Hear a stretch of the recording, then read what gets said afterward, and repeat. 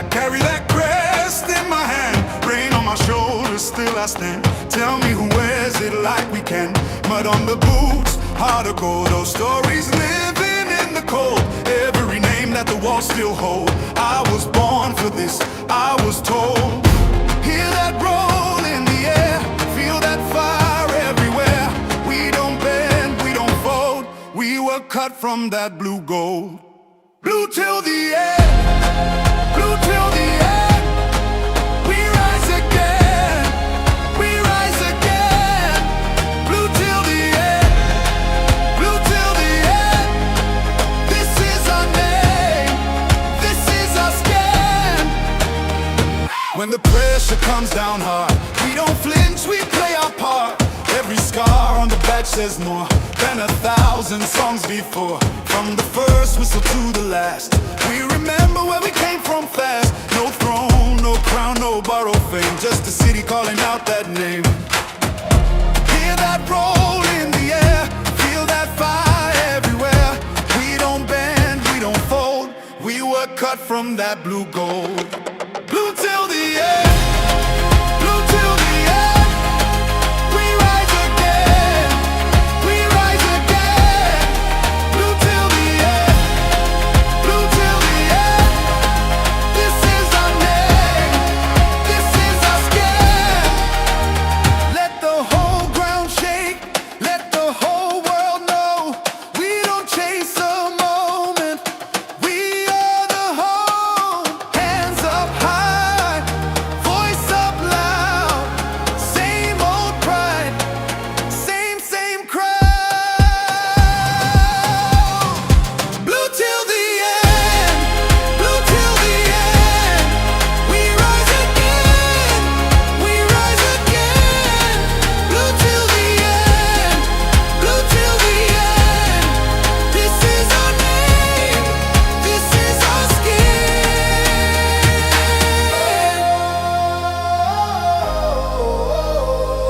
Yeah.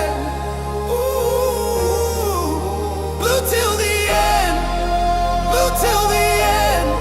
Loyalty stays even through the storm.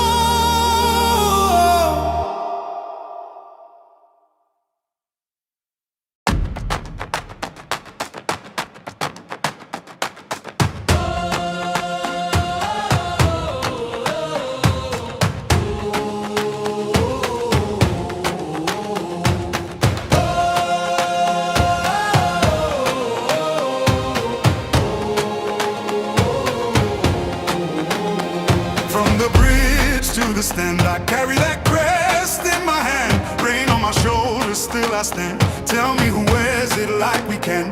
Mud on the boots, heart of gold. Those stories living in the cold. Every name that the walls still hold. I was born for this, I was told. Hear that roll in the air, feel that fire everywhere. We don't bend, we don't fold. We were cut from that blue gold. Blue till the end, blue till the end. We rise again, we rise again. Blue till the end, blue till the end. This is our name, this is our skin. When the pressure comes down hard, we don't flinch, we play our part. Every scar on the back says more than 1,000 songs before. From the first whistle to the last, we remember where we came from fast. No throne, no crown, no borrowed fame, just a city calling out that name. Hear that roll in the air, feel that fire everywhere. We don't bend, we don't fold. We were cut from that blue gold. Blue till the end, blue till the end. We rise again, we rise again. Blue till the end, blue till the end. This is our name, this is our skin. Let the whole ground shake, let the whole world know. We don't chase a moment, we are the home. Hands up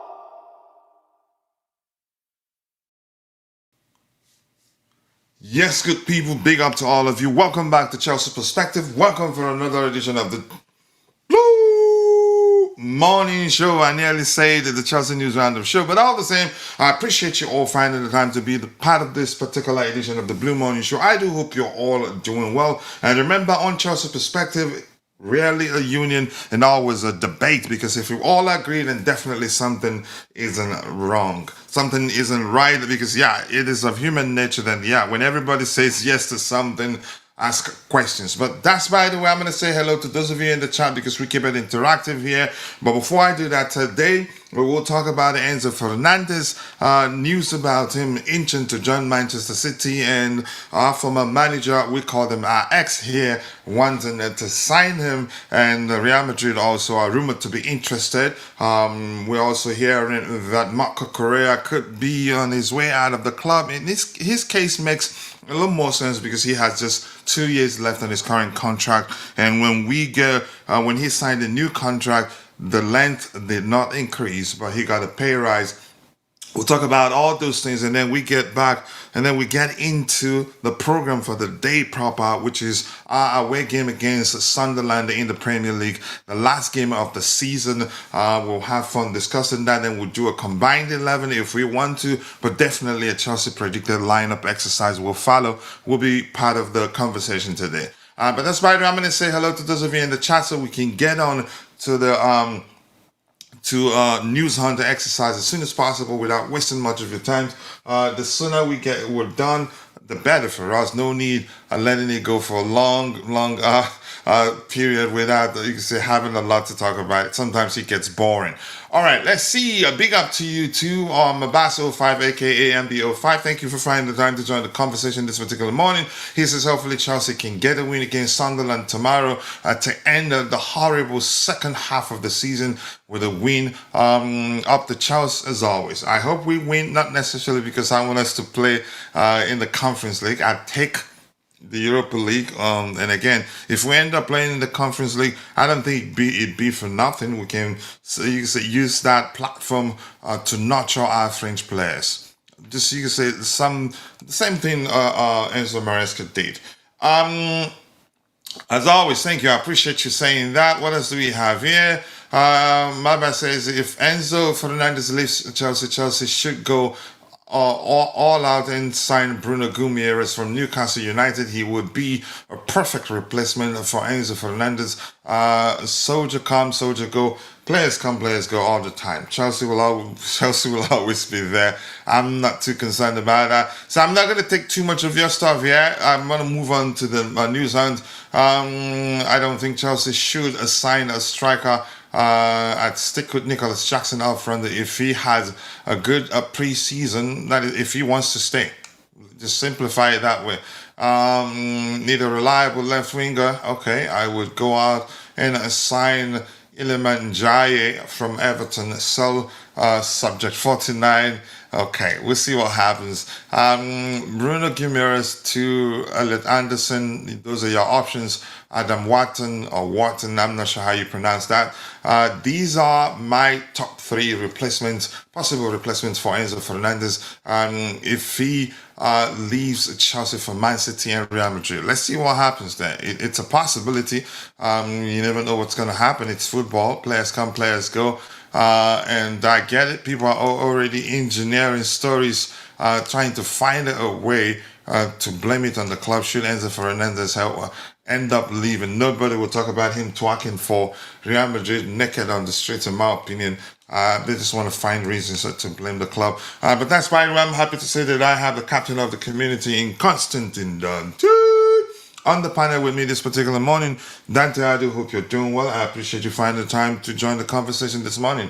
How are you doing? Yeah, big up, coach. Yeah, not too bad. Back to streaming in the morning. Yeah, and the kids will be out of school. Yeah, it's summer break. And the in-laws are back. So a lot you can say it's gonna be fun. The morning shows will be fun a lot more than usual. Yes, I can get the rest at night and then be prepared for the show. Hopefully, we start even running the evening shows and the morning shows on daily basis without having the need to, you could say, scream for help. Yeah, because not alone on one man is too much. But that's by the way. Thank you for joining me on the panel. Once again, I appreciate you doing so. We haven't actually addressed any items, so we get onto it at the same time. Let me change this. Give me 1 second here. Big up to everyone in the chat there, Mabast. Big up. As always, Mabas usually the first person to join. I don't know how he does it, but respect to him, really. So let's see. Big up, Jay. Thank you for joining the conversation. Much respect to you for always finding the time to be part of the conversation. So we go news hunting immediately without wasting your time. We'll come back to the game and see what's happening. So the first item here on Vince's timeline, my go-to place, the guy I trust. It says, Coach, I always make good points. That's why I'm in the person first. Okay. That's your self-appraisal, but it's okay. The first item we're looking at here says the Premier League confirms that the transfer window will open on Monday, 15th of June and close at 23:00 on Tuesday, 1st September. The window will be open on Friday, the winter window will be open on Friday, 1st January 2026. And what? Okay. And close Monday, February. Okay, let me just leave it at, let me just not mention the year there. But yeah, he's human after all. But that's just to inform people. I think the first paragraph is all we need there. The Premier League confirmed the transfer window will open on Monday, 15th of June and close at 23:00 Tuesday, 1st September 2026. So let's just stick with that and read the second paragraph. I don't think it's of any importance to us. Here, Coach, I prefer Njai over. Let's try and keep the topics aligned because, yeah, as much as I like to interact with you, going back and forth or switching back and forth of topics can be exhausting actually because your brain switches modes to you can say shift focus to a different topic, which can be exhausting really because you're consuming mental energy when you do that. Morgan Rogers and Jaya is a much better player, 1v1 dribbler than Rogers and a much better creator than Rogers. The only good thing about Morgan Rogers is his finishing. Wow, that is some comment right there. Imagine left wing Njai, central attacking midfielder Joao Pedro, right wing Palmer, striker Nicholas Jackson. You're really dreaming big there, and I don't blame you. But that's by the way. Go ahead, Dante. A lot of people are saying Njai this, Njai that. Can someone please tell me how many goals and assists Njai as a main winger in an open system that he's got freedom to play in, and a lot of field up ahead of him? How many goals has he scored for that club and assists? Because I think that will shock people. So you don't think he'd do well if he joins Chelsea? It's hard to say, but I'm really not impressed by his output at all. And that's, like I said, he's playing in a system that suits him, gives him the freedom. They low block and then they play up. So you don't get that at Chelsea. You're not going to get that space. So he doesn't score. He doesn't score or assist. He looks flashy. He looks good because he does these little flicks, these tricks. So he scores two couple of wonder nice goals, but that's it. Players like that for me, a bit like João Felix in a way. Not really going to cut it, not really going to do it at a big club, in my personal opinion. I think where they are, it's great for them. Maybe as he matures and gets that part in his game, but for now, I wouldn't put him there, to be honest. You wouldn't categorize him as ready-made? No, definitely not. Not even close, no. Not for a big club. Where he is, yes, but not for a big club. Yeah, I see. All right, let's talk about Valentin Balco, Strasbourg. Excellent player, good vision, excellent passing range. I'm not sure. I haven't taken the time to. Let me just not go too far into it and leave it on the surface level. The problem I've observed from Chelsea fans is that they straight up Just you could say calling him Enzo Fernandez replacement, which Yeah. I don't think he is. No, In my he's not. opinion, I think Enzo Fernandez. They're not the same. They're not Enzo quite the Fernandez same. hasn't left, first of all. And he hasn't left. More importantly, Barco for me more mobile. I must say, you could argue to some extent more physical. Enzo Fernandez, I still say, has excellent, much better vision than Barco. Maybe I haven't seen enough of Barco to we said draw an objective conclusion. But at the moment, I don't think it makes sense to actually start concluding that we're getting him because yeah, the plan is to have him replacing the Fernandez. They're not the same. He can play left wing, left back, and also he can play in the central area too. He can actually operate as a 10, and I think it just doesn't make sense that fans are concluding that we're signing him to replace Enzo Fernandez. That yeah, he's not good enough for Chelsea. I think that's a lie. I think he's good enough. I think he's improved. He's 10 times the better, 10 times the player he was at Brighton. He's improved significantly. He was, you could Yeah. say, a kid at Brighton, but now he's matured. He's not an adult. I wouldn't say you could say, much older than he was at Brighton, but I think he's become a much better player. He's become more mature as a player, but he does have excellent vision too and passing range. But I don't want to go to the extent of comparing him with Enzo Fernandez. But let's say you, Dante, your thoughts on why Chelsea fans don't rate him. Or maybe because he's not, you could Yeah. say, one of those top level flashy names. That's why they don't rate him Yes. until we let PSG sign him or Barcelona sign him. Then you start hearing Then it fans becomes saying he flashy. was right there for us to take, and we didn't do that. Exactly. That's when it becomes flashy when you join those clubs. Look, he does have the vision. He's actually got very good vision. He led the French league, and for his age, in all of Europe, for through ball passes to create chances, he's number one at that. So that's from a central midfield, a little bit deeper role as well. So yeah, he does have that vision through balls. Like I said, he rates number one in Europe in that for his age bracket. And even if you take the older players and stuff, he ranks like still top 10 or something like that. Which is, if you see the names there, you'll be like, okay, like you said, flashy players, all those names. So he does have that vision as well. So look, he's got it all. He's the only probably thing he lacks is that the height and the physicality. And if Bobby would say, he doesn't have that. That's probably the only thing he lacks. But he plays rough. He plays tough. He's fiery. He's a redhead, so they're all I'd say fiery. he's tougher than Enzo Fernandez.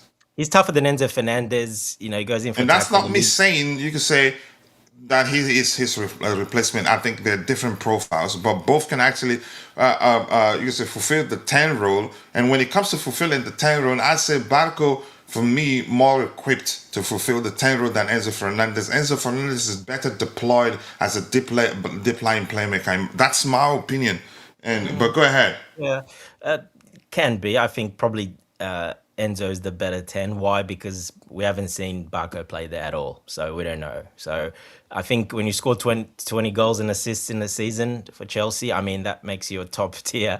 Yeah, that's pretty hard to replicate. So, So yeah, we shouldn't Barco even be comparing them. But shouldn't the be no reason comparison. we're there now is because Chelsea fans, most of them, have concluded that yeah, we're signing him as Enzo Fernandez's replacement. I think if anything, the more sensible argument would be that we're signing him to replace Cucurella, He was who already has just 2 years He left was on his already current. signed Yeah. before Enzo wanted to leave. Before he's already been signed for a long time. It's just they announced it now because that's how they're doing it.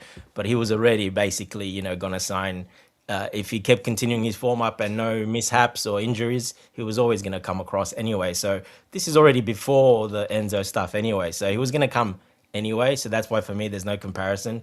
He was going to come to competition and to compete and to fill out the squad because he's going to come and he might struggle a little bit at first till he gets used to the pace and physicality because he's not the quickest player. He's got good acceleration, but he hasn't got much speed. Once the first 10 meters up, Just like Enzo Fernandez you could say his strongest tool is his vision and passing range. yes, yes, And yes, he's definitely. also good at beating the press. Very good at that, yes. So look, he's good. He don't expect him to come and be, a starter. I don't. He's not coming for that. He's coming to be a squad player at first to compete and maybe earn that position. He's not coming in as the signing to come and start straight away. That's not what they're signing him for.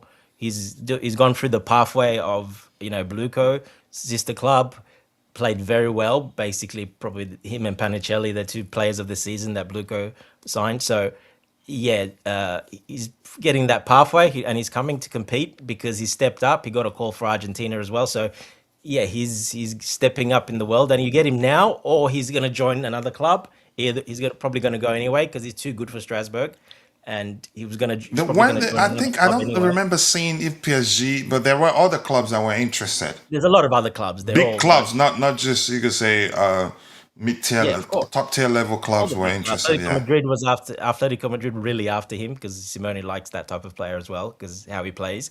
So there's a lot of clubs after him. So we had a decision to make. Do we get him now earlier, bring him in, or he's going to get sold and he's go somewhere else?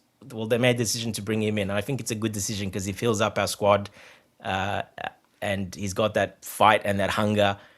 And yeah, I think he'll do a great job. Not at first, it might take him a little bit, but after that, I think he'll be very, very involved. And especially for Alonso, his type of player as well, I think he'll suit his system very well as well.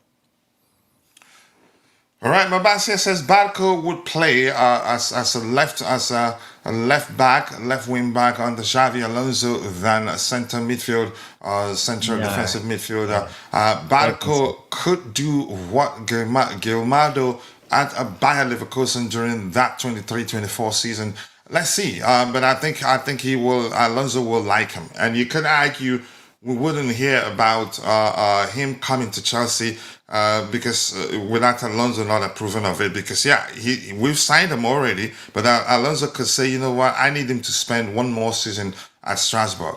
But we've heard that he's coming home, which is why his arrival was announced. We knew we've signed him already, but Fabrizio didn't say much about it until of late. It just doesn't. I think he will be, you could say, pivotal to whatever Alonso does when he comes around. And that's my opinion. But Namaya, nice to see you. I appreciate you finding the time to join the conversation. Enzo definitely playing his last game tomorrow. You cannot say for certain. We've been there before. It can change, but it looks more likely that he leaves. And him leaving, in my opinion, he's the architect of the way, you could say, where we find ourselves in this situation. The reason could be him looking for more money, which we cannot give him, because if we do that, it will be slippery a slope from here. Let's not just, you could say, base our view of the situation on what we see on a surface level. I think it's critical. It's important that we try the best the best we can to look beyond the surface level of everything we're hearing and think about the consequences of the club just saying, okay, you want 350 weekly, okay, there you go, take it, stay. That will cause us a lot of problems. And we're not the only ones avoiding that these days. A lot of other clubs, because there are a lot of financial rules in place. Had that not been the case, I think we'll be signing some of the biggest names in world football and giving them what they need. But there are rules in place that have made it very difficult for clubs to just pay players anything they want. Which is why in certain cases, certain players, once they get to a certain point, the clubs will just sell them rather than give them a new contract. And it's not even anything new. So if he leaves, I'm not going to blame the club. But unfortunately, because within the Chelsea community, a lot of the big accounts are built on toxic foundations. And they need to keep it toxic, otherwise they become irrelevant. Which is why every little problem at Chelsea, they will blow it out of context and just to get the clicks. And it's a culture that I don't think dies anytime soon, unfortunately. So the Enzo thing, let's not forget, when he was talking for Real Madrid, I'm quite sure after the first interview, he heard about, again, he learned about the fans' reaction to him talking for Real Madrid. I'm just using a relatable language here. He was practically asking Madrid to come for him. then I say that the way he did at some point, Madrid themselves would say, "Can you please stop? Even if you want us to come sign you, can you please tone it down or just stop? We've heard you." Because it would cause a rift between the two clubs. So I digress anyway. I'm quite sure he learned about fans' reaction to that, and he doubled down. And while he and his agent said later after he was suspended, something to the effect of he didn't at any time say he wants to join Madrid. But we're not kids. Sometimes the details of what one said, of whatever one says, can be found. You can find that in what that person didn't say in most cases. But some of us aren't into that. We just want to go with the surface level information, and I think that I digress anyway. My main point is that the big accounts are laying the foundation for the fans to start blaming the club. If come summer transfer window Enzo Fernandez leave, they will find a way to blame the club. Then nobody will talk about how he wants a pay raise. He wants a raise, and when that didn't happen, he started talking for Real Madrid publicly. Nobody will talk about that. But go ahead, Dante. You were saying those something. accounts are talking about. Don't forget, they're the ones that slandered Enzo all this time, and they don't like Enzo. Now all of a sudden, they love Enzo so much out of nowhere as well. So it's just a continuation of that, basically. Just like you said, the negativity and that culture. Unfortunately, it just continues because those big accounts absolutely hate That's some Enzo. chameleon-like behavior towards Enzo Maresca. That's what we're seeing right now, and that Exactly. tells you it is never about being truthful. It's just about what you can say, what riles up the fans, what gets the clicks. Because and you're right. All of a sudden, everybody loves Enzo Fernandez. And it just seems as us that loved them the most at the time, that defended him all the time, we're the ones that really understand it's not necessarily up to the club. He disrespected the club, and for me, should they decide to move him on, but we've heard that that's not the case. They're actually trying to find an agreement with him to get him to put pen to paper for another contract. But it looks like we might not be able to measure what Real Madrid or maybe what's the Manchester City, what they'd be willing to pay him. And No, if we that's the can't. case, No. bye Felicia. Honestly. But they also, we can't afford that, but they do have to cough up probably a world record fee, though. That's the thing. So Which makes it even more difficult.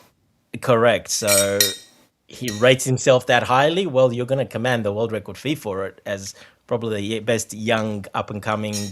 Not up and coming, but for his age, he's still not in his prime, nowhere close to it quite yet. So the best central midfielder in world football, you can put him up there in the top 5 at the moment, to be honest. So he's and with his age and trajectory, then yes, definitely. And adding goals, assists, especially goals to his game, well, you've got a complete midfielder there now. So if he does want to go, it will demand probably a world record fee, in my opinion.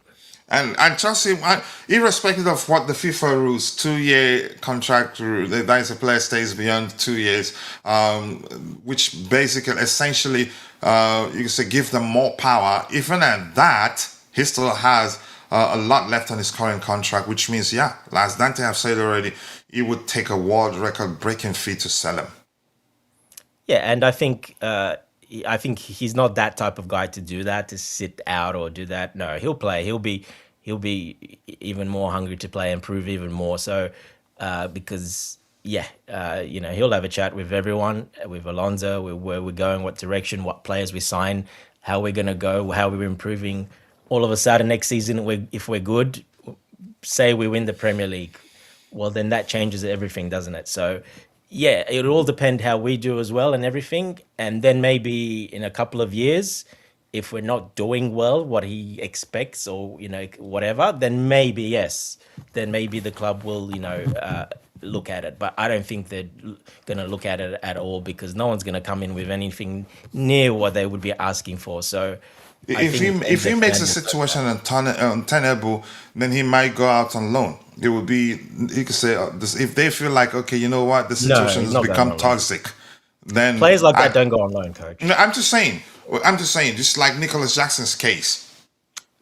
he's not when the comparable. situation Enzo became Fernandez. toxic, his camp saying some nonsense, and at some point it was clear that he's made up his mind that he doesn't want to play for the club, maybe under Enzo Maresca or that particular period.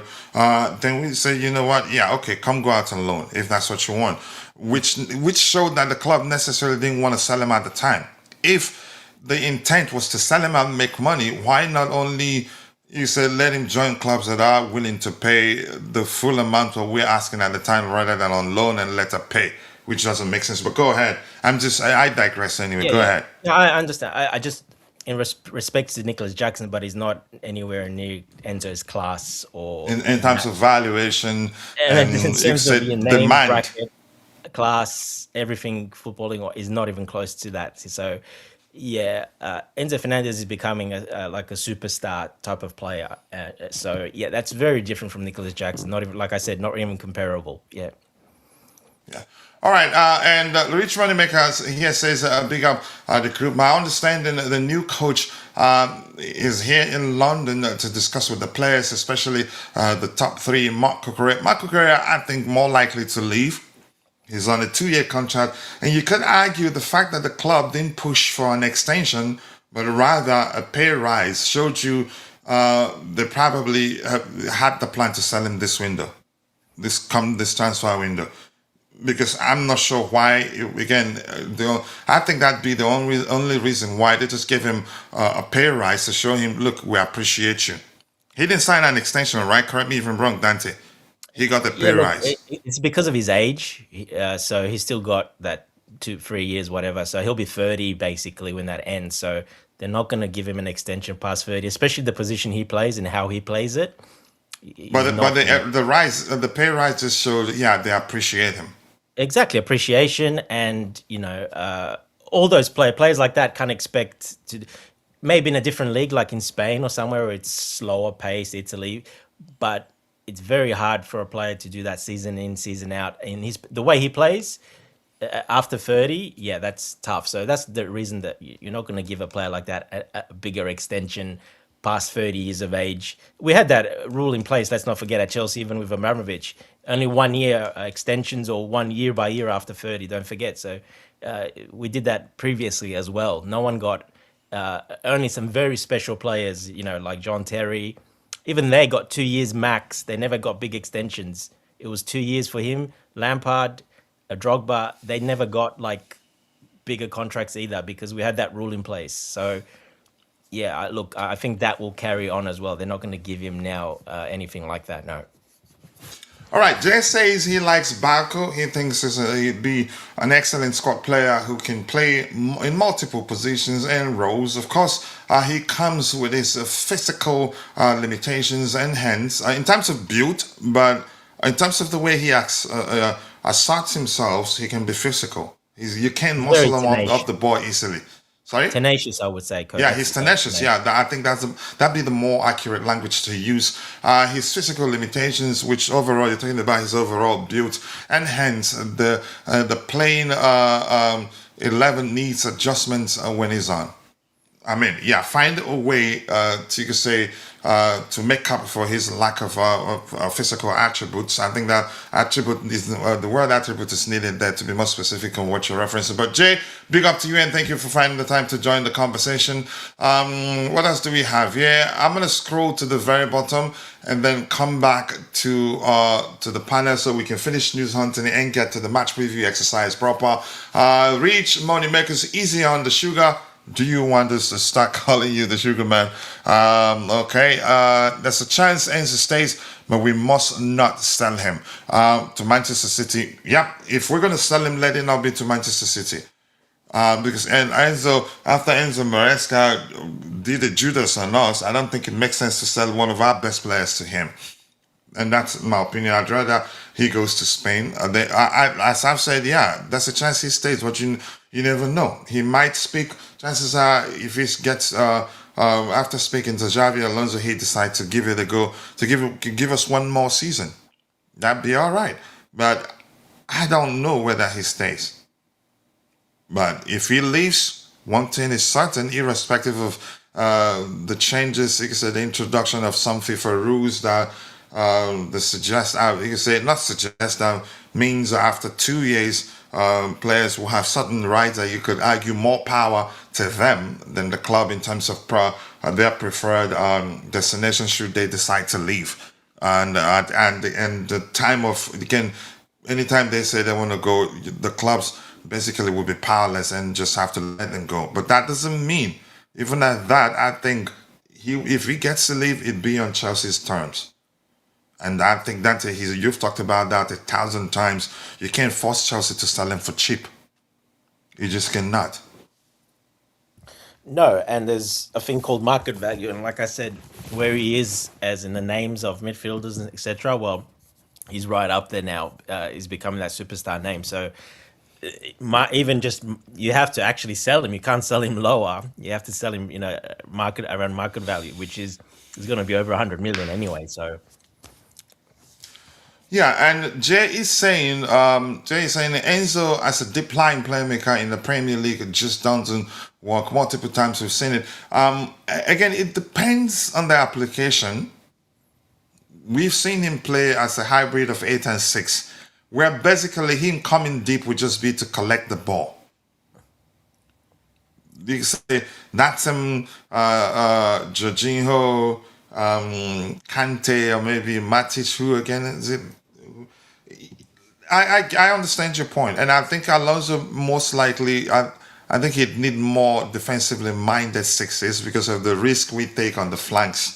We'll be taking on the flanks. If he goes with the back three and the approach we see him use it Leverkusen. But let's see what happens. A big up to all of you. I'm going to scroll to the very bottom and then I'll try the best I can to get your subsequent contributions in the chat. Alonso will be trying to keep our top players. Of course he will. But I think he's the sort of person that if he senses that you're not committed, he will tell the club just to let the player go.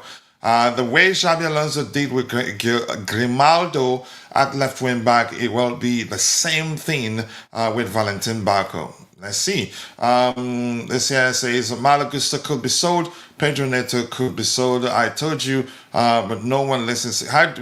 John, don't just say what you want to say. No one listens to you. Did anybody say at the time you were lying that Gusto could be sold? But now I don't see the club selling Gusto right now. Who else did you mention that Pedro Neto could be sold? No surprises there. I think we can do better than Pedro Neto.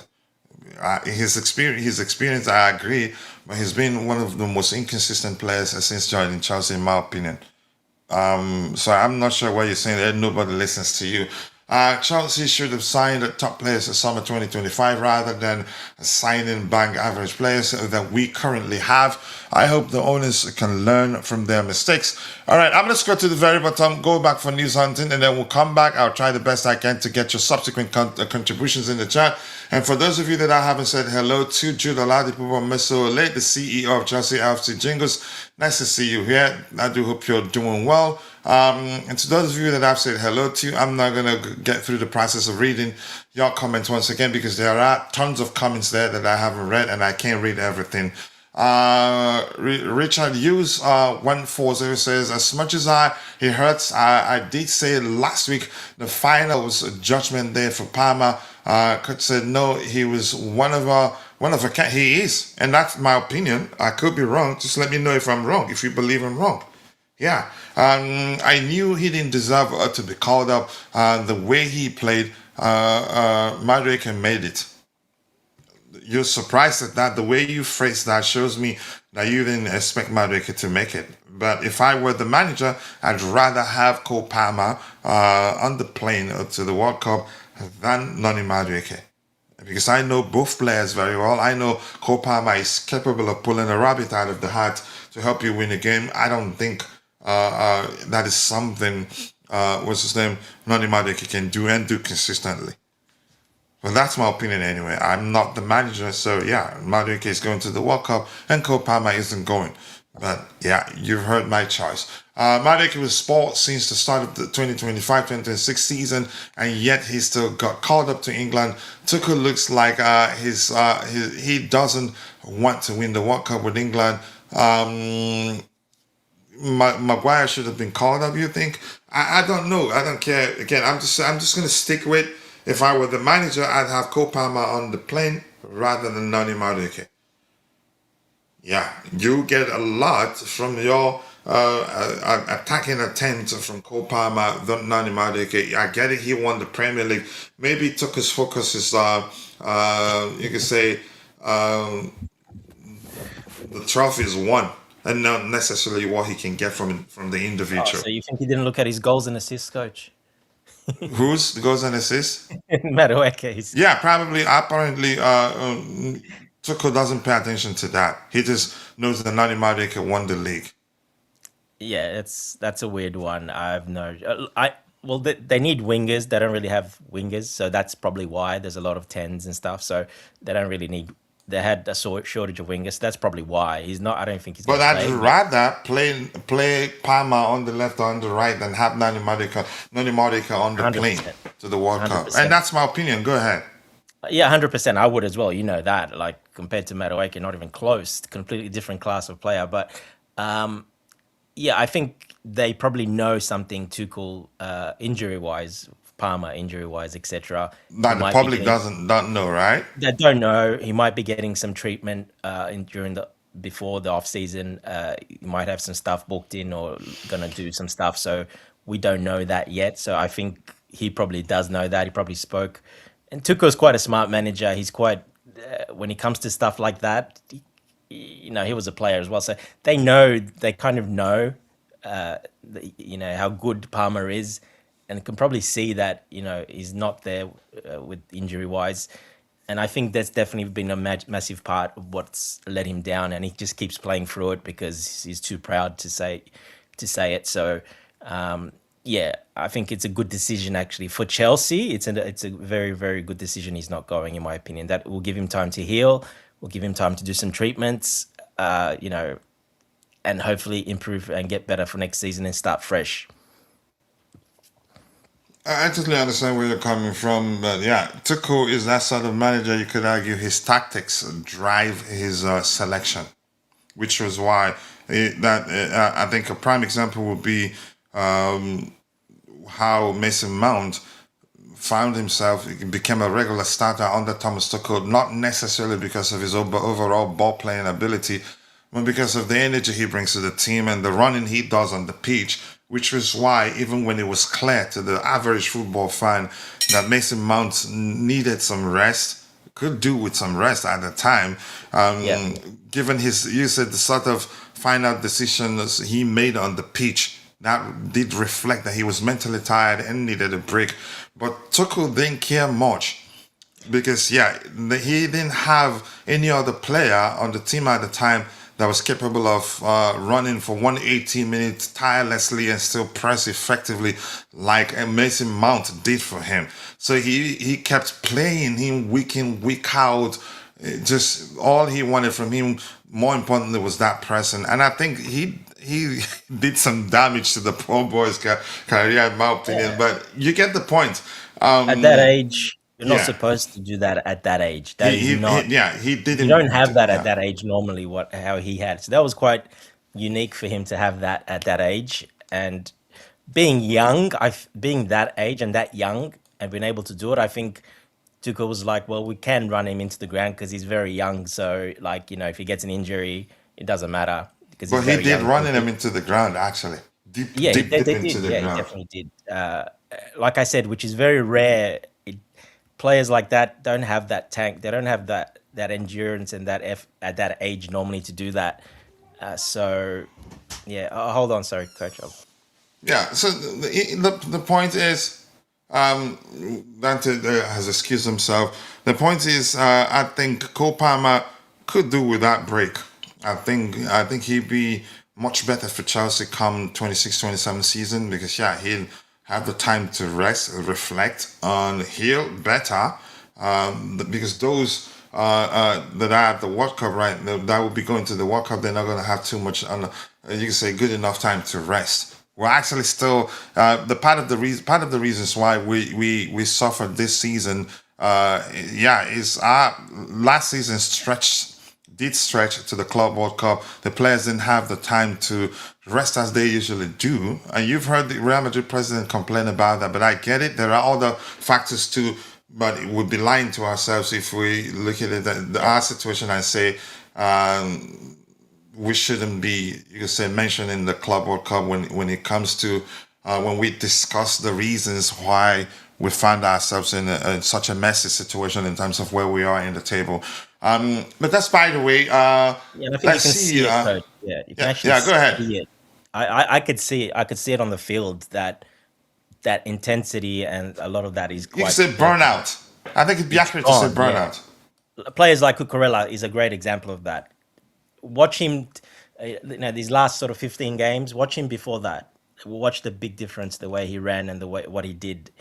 These players, we had to play them, a lot of them, a bit more, and because we had some injuries in our squad.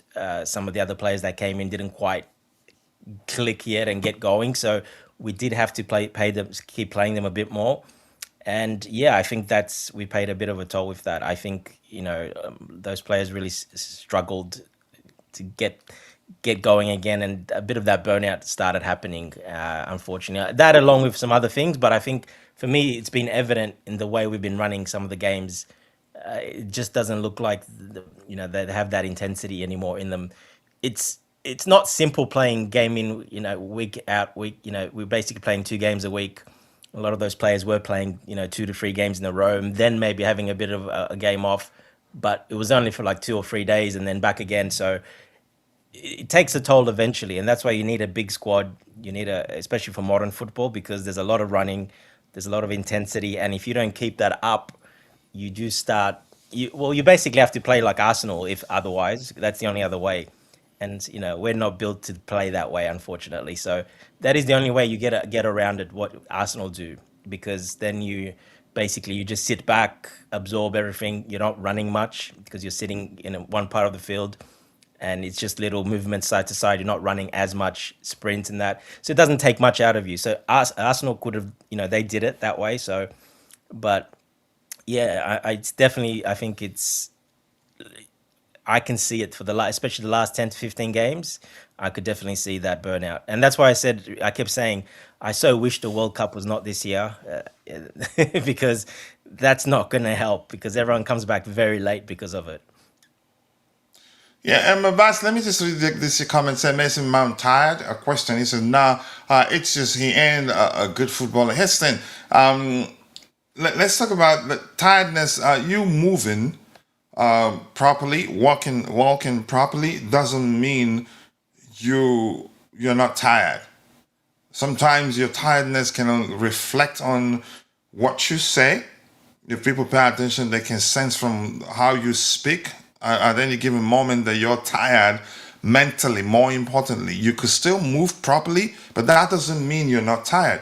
Him running doesn't mean he's not tired. He's tired mentally. He's tired Yeah, mentally, which was it why he builds was up. making. You say his decision making was absolute nonsense that period. But go ahead, Dante. Yeah, it builds up slowly. That's why I Yeah. said it's an anomaly for his age usually to do that. You don't really have that at that age usually, but he did. So that's an outlier. It's very, very, and that's why they used him that much, because of his age. To have that, well, there's not much risk really, because at that age you get an injury or whatever, you're back very quickly. So I think that was their thought process. So that was Tuchel's thought process, definitely. So yeah, look, it's not. Yeah, people forget that that is a massive part of the game. That's probably probably number one, especially in England.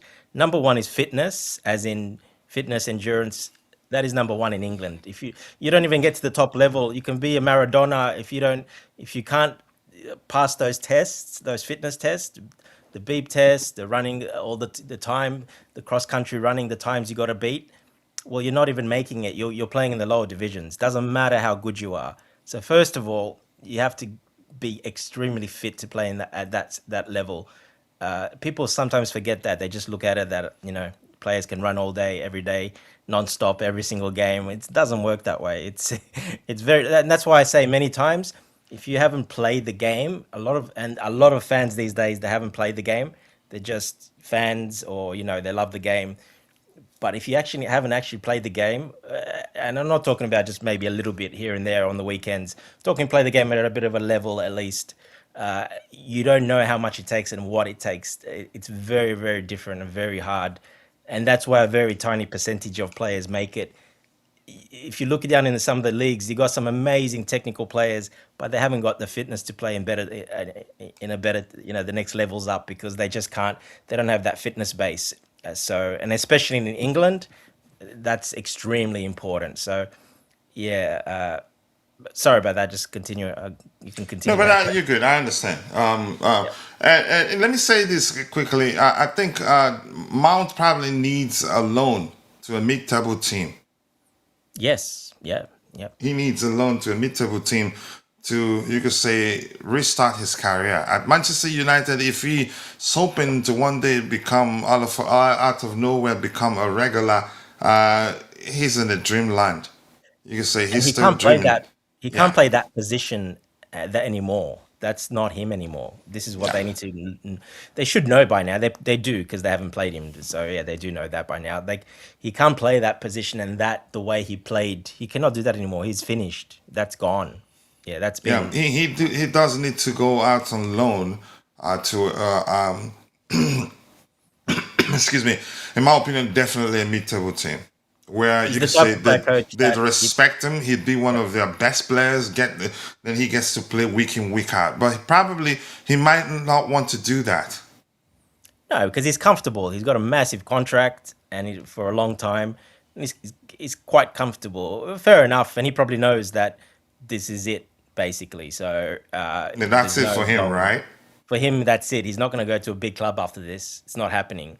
So yeah, he knows. So he's just soaking it up while he can, getting that money. It is what it is. Some players are like that, but he's got that body type and that mentality that he wants to play that way, but he can't anymore, and that's why he's not doing it. So once that clicks and he needs to play a deeper position, not as much running.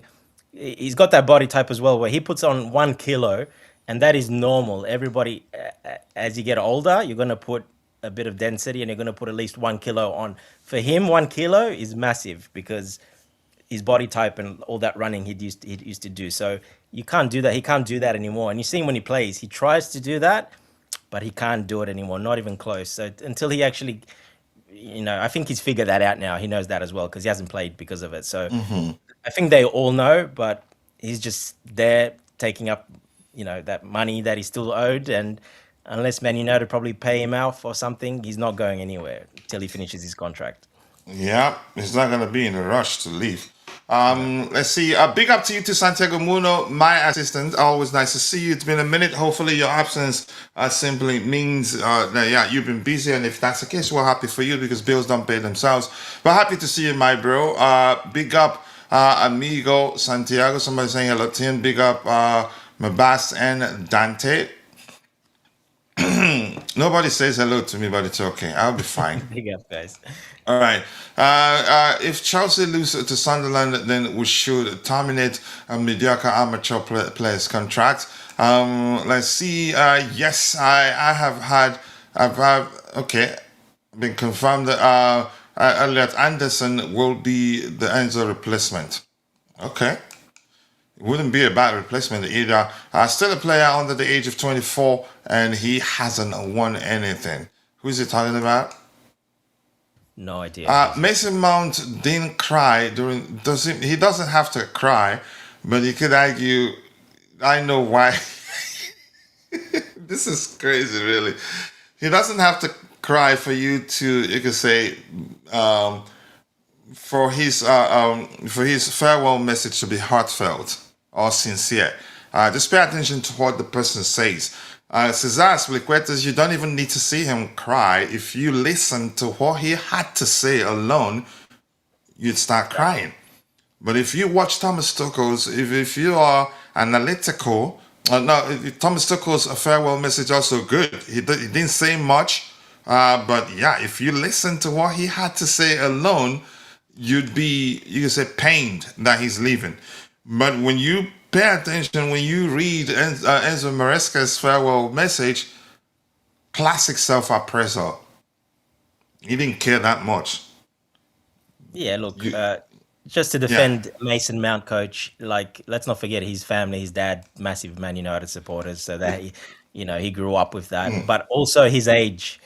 It's different when you finish at a club when you're 32, 30 years old, when you're, 22, 23, making a move. It's quite different. At that age, you're not going to be like that. And some players just don't have that. They're not emotional. Like, there's a lot of players we had that are not emotional when they left. Weren't emotional.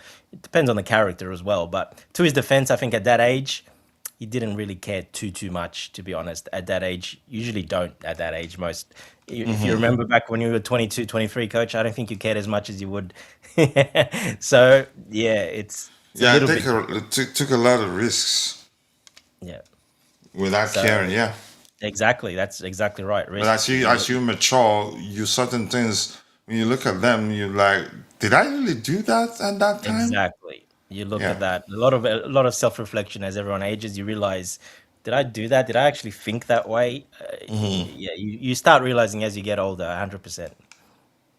Yeah. Jay, big up to you and thank you for finding the time to join us on the panel. I do hope you're doing well. Whether you want to come in before we go complete news hunting and then get to the match preview exercise proper. Let's say you, Jay.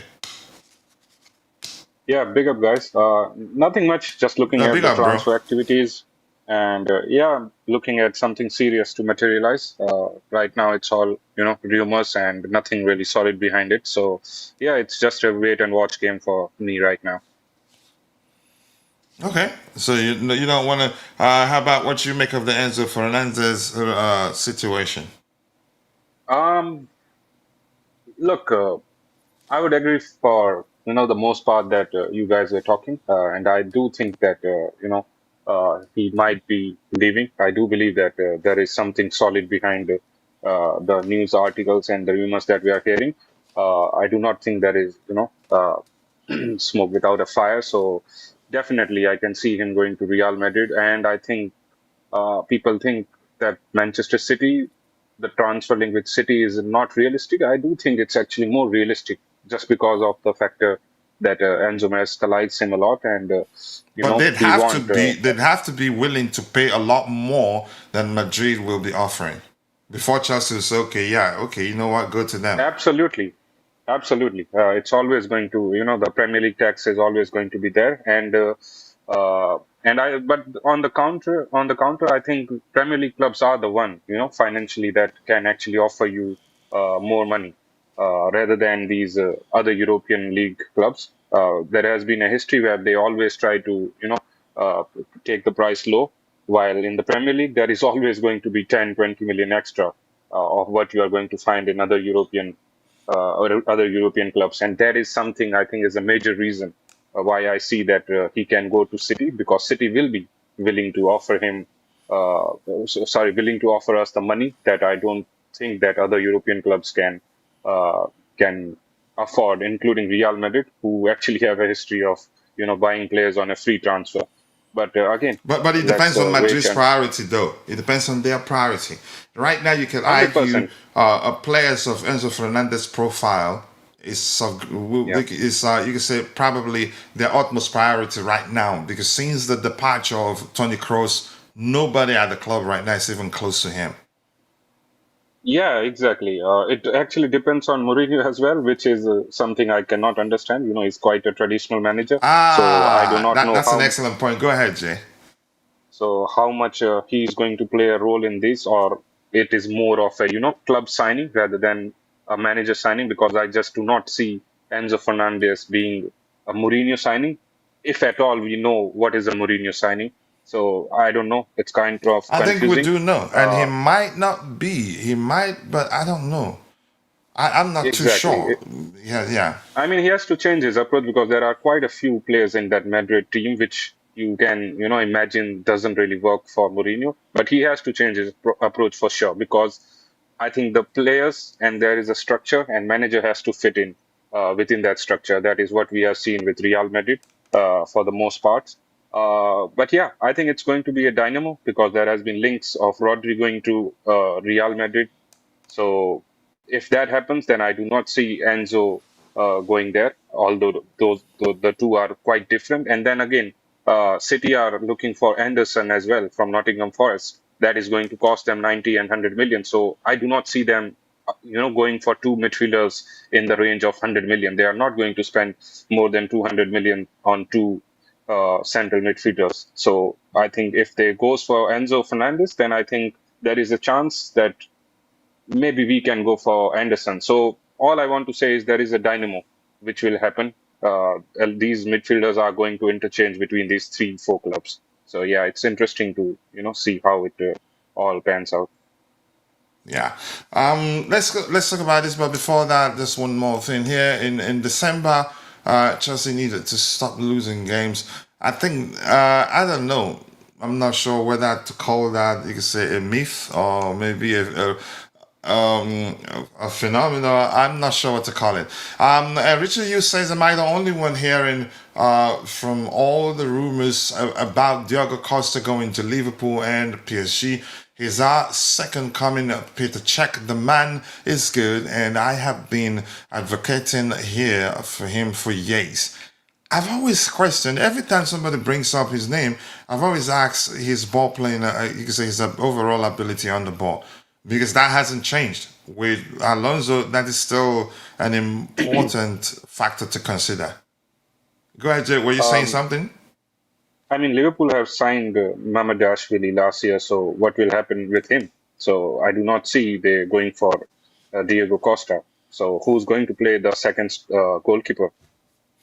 These And are the but you can questions see, because I agree. And Mamadashvili Mama, literally really, agreed to be he agreed to join Liverpool on the premise that uh, the Liverpool goalkeeper Anderson, Henderson, I guess, yeah, he's going to leave Liverpool and then he will the Brazilian. become the Brazilian, and then Mamadashvili will become the number one in 1 or 2 years. I think that was the agreement. So them going for Diego Costa now, that is going to cause a bit of chaos there. So I do not think there is something solid in this news.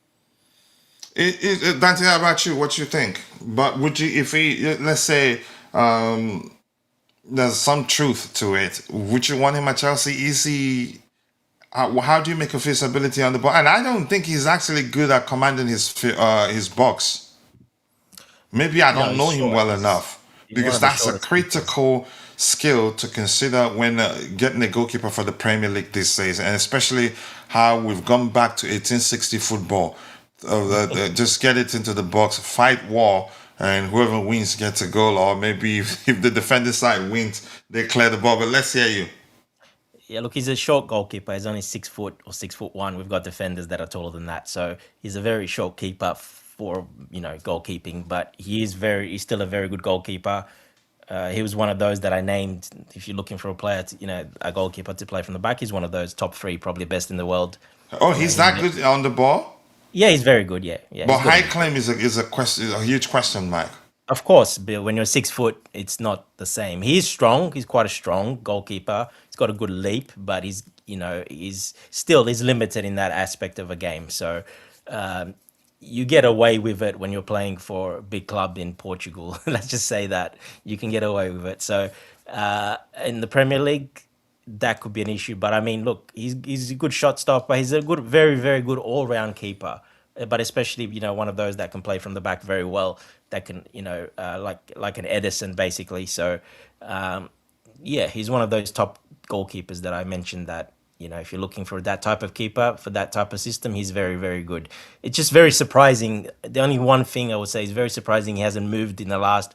He's been there for quite a while, and he hasn't moved to a bigger club yet. So that is very surprising that he hasn't done I that. think the valuation was the biggest stumbling block, because we've been looking at him for about 4 seasons right now, 4 years right now, and Not just not us. we That's what I haven't really mean. pushed, because his evaluation has always been something north of 80 million pounds, or some at least north of 70 million pounds. Go ahead. Yeah, not just us. A lot of clubs, a lot of big clubs, a lot of clubs around Europe, a lot of have pushed and tried to get him, but for some reason he hasn't gone anywhere. Now that's okay. Usually, a couple of years, but it's been like 5 years now, 6 years, I think. So there's something there. Maybe he doesn't want to go anywhere. That you never know. Maybe he just wants to play football, don't be there. We don't know that. So, but yeah, he really should have been gone from that level a long time ago, to be honest, because he's too good to be there like that. So, and you don't have to go to England. I'm saying could have gone to Italy or Spain, a bigger league, much better pay, etc. But he hasn't gone anywhere, which is very, very weird for a player of that caliber. Usually, sometimes that could be personal, personal decision as well. Yeah, I agree. Coach, I'm sick and tired of Chelsea losing games in December. Let's see if that changes on that, Javi. And Richard Hughes says they mentioned him to replace Allison. Allison is his name. Yeah, I mix it up with a lot too, Jay. And PSG have a seat for him. Okay. Let's see what happens. What else do we have? Yeah, Rich Moneymakers here says, yes, we're going for E. Anderson from Nottingham Forest if we sell Enzo. Elliot Anderson. Saidi Ahmed says, bro, if Chelsea win against Sunderland, will they qualify for European League? Jay, you want to answer that, Jay?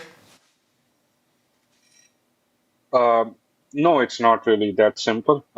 If we win against Sunderland, yes, we will be in contention for the European spots. But then again, there are 2 and 3 more results, which will determine the overall, the final result. That being Liverpool winning the last game against Brentford, which will, ultimately put Villa in the 5th spot, which is required. Uh, and I think the other one is Brighton. Yeah, so Brighton must draw or lose to Manchester United, and these are the 3 or 4 results which will make us, acquire that Europa Yeah, League if we spot. win, But I we agree get that the Conference League for sure. So we do get Conference League for sure. I think Jay's saying maybe Europa League. If yeah, that had Europa the other League. things happen, then we get Europa League. Yeah, I'm talking about the Europa Leagues. Yeah. So yeah, these are the 3, 4 things that needs to happen. But again, the most important thing is us winning against Sunderland, which I think is the most difficult part of this whole scenario. Yeah, that'll be interesting. Actually, it's one way for the club not to play Conference League. You win, you're going Conference League if you win. Then some, like Jay said, some other results. Well, it could be could be Europa League. So So just to simplify it, it's not just in our hands. We just have to win our game and hope yeah, for, you can say, results for result to go in our favor, yeah, to a be in couple of our favor. draws. Yeah, yeah. Basically, like you said, Brighton to not win, and Bournemouth are going to be if that happens, Bournemouth will be the 6th team to go to the Champions League. Well, that's amazing, and I mean, yeah, I would say they deserve it. yeah, they have, I guess. Yeah, you finish that spot, you Well, deserve it. Simple as that. So, that um, that's but it'll be that interesting to stadium see does them not playing in deserve the this. Champions That's League. all I'm saying. That's how they're going to handle playing in the Champions League. That'll be interesting. Yeah, Um, whether I mean Interesting, right? they'll make some Area. signings. Jay, what did you say? Well, I said, yeah, they deserve it, but I don't think their stadium deserve it. It's quite small. The Does it capacity is, I don't matter? know if Does they have that the. I would go to the extent of saying how about our stadium? well, it's quite different. I think the difference is between 20,000 and 40,000, so it's They're like almost double. You 15,000, cannot. coach. Their stadium. Sorry? Their Yeah, it's stadium's only it's like even fifteen less. thousand. I mean, yeah, okay. You've won We this are one. we are double. We are all more than So double. we're more than double, and like we've nearly tripled their size of stadium. So yeah, it is. I think they will have to do some modifications because there's a limit and some stuff you have to do. So they might have to do that in the off season. But yeah, it'll just be interesting. I reckon that would ruin their season next season. To be honest, as in playing in the Champions League, they're going to struggle in the Premier League It because of depends that. on what they do in the summer. Yeah, but they can't sign. They haven't got the. You can't sign. You haven't got the money to sign.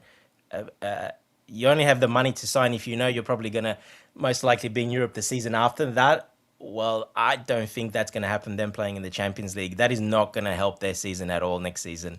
That's gonna be very And they are difficult for them. they are losing Erola, and they are going to lose 2 and 3 key players for sure, including Senesi, who has already, announced Exactly, his. that's what I mean. And you can't sign. They haven't got the money to sign. a lot of players or big names. No big names are coming, so they're gonna be in big trouble next season, in my opinion, because of the Champions League. Yeah, It will stretch them. it'll really stretch them. Some good experience. They'll probably lose straight away. They won't make it to the next phase, but it's a lot of games for them to play and travel, and yeah, they won't be able to play the same way they did. Look at teams like Nottingham Forest. What happened to Nottingham Forest, for example? Exactly the same thing happened to Nottingham Forest. Yeah. Well, not. I think it would not. There are other cases actually to look at, and as you say, learn how European assignments can stretch clubs and lead to them actually finishing what that they did the previous season. Oh, it's proven fact. It's a proven Yeah, fact. Yes. yeah. Unless you're a big top 5, top 6, top 7 club, maybe. But if you're one of those that surprises and makes it, the following season you're in big trouble because of it. All right. If Chelsea win against Sunderland, we've answered that question. Elliot Anderson is it's 23, 5 feet 10 height. Not that tall. Not even He's tall. small. Wharton he's is small. taller than him. Yeah. Yeah, Man City will not sign both midfielders. Who and who? It will definitely be only one. They like Alex Scott from Bournemouth too. And what else do we have? I like Elliot Anderson. He's a baller. Europa League would be perfect for us. I actually would take the Europa League football over UEFA Champions League. Really. Over Conference League, he's saying. Over Conference League. Okay. I wouldn't be surprised if Bournemouth is not allowed to play in the UEFA Champions League because of their stadium capacity, with Chelsea qualifying instead. Okay, keep dreaming. And Richard Hughes here says Brighton beat Manchester United. We already bought six of their players plus a terrible coach. How many of their players do you see Chelsea buying next season? Could it be 5 to make a I complete don't think 11? that's been a problem, though, Jules. Has that been a problem, Brighton players? I think their players have been good for us. Actually, some of our best acquisitions from Brighton. Our key players, basically. Yeah, Yeah, it's key 3 of our players, key yeah, from players are Brighton, yeah. players, yeah. The only question sometimes will be Robert Sanchez, which I think still good enough. Oh, for what we bought him for 20 million, coach. Exactly. So no, I think we're good. Man City have Rangers and midfield. Why do they need midfielders? Enzo Fernandez is different. Rangers is he's more of an attacking midfielder, first of all. Yeah, he's different. He has better vision than those guys you mentioned. Different They don't have profile. anybody. Rodri's Yeah, getting go ahead. old. Yeah, Rodri's, and the other one they signed hasn't worked out as a defensive midfielder. So they will need one. People are saying they can't sign two. I think Jay said it earlier as well. If they want to, they can, because they've already signed a even lot of Bernardo players. Silva. I think even Bernardo Silva is leaving. Yeah, he's leaving as well. Correct. Yes. Yeah, So, he's leaving as a free agent, right? Yes. But he's got massive wages, so his big wages come off. So And the wages, probably you could argue, one of the reasons why they didn't push to give him another contract.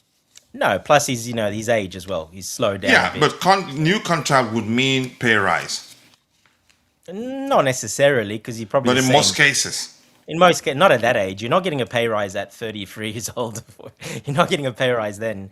But yeah, I think it's just time to move on, probably for both parties. He probably wants to move on, and they probably both agreed to that, to be honest. Because otherwise, I don't think he would have left. So probably it's a joint decision.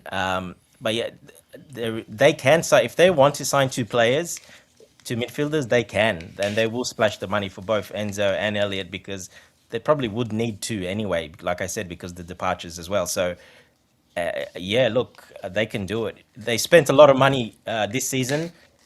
They probably don't need many players next season. They probably only need a couple of signings, and that could probably be the two signings they need. Yeah. Jay, were you saying something? No, I just wanted to add Bernardo Silva. I think they are losing two or three key players. So yeah, Dante is making sense that it won't surprise me that they will have to replace those 2, 3 key players with big money signings like Elliot Anderson and Enzo Fernandez because they are losing key players. Yeah, they are. Barcelona want to sign Joao Pedro. I don't think it happens, even though I think Joao Pedro is definitely aware of his camp. If in fact his camp did speak to the Barcelona reps, he's aware of that. Maybe he's thinking he wants to put himself in that category of players that would be open to sell. Should we, if it turns out that we definitely need to make some major sales to be able to sign players, which I don't think it is the case. But Barcelona, that we've seen subsequent reports that I read something to the effect of they want to wait to see whether he's going to be important to Xavi Alonso. Some nonsense report that don't even make any sort of sense. All right, Kovacic.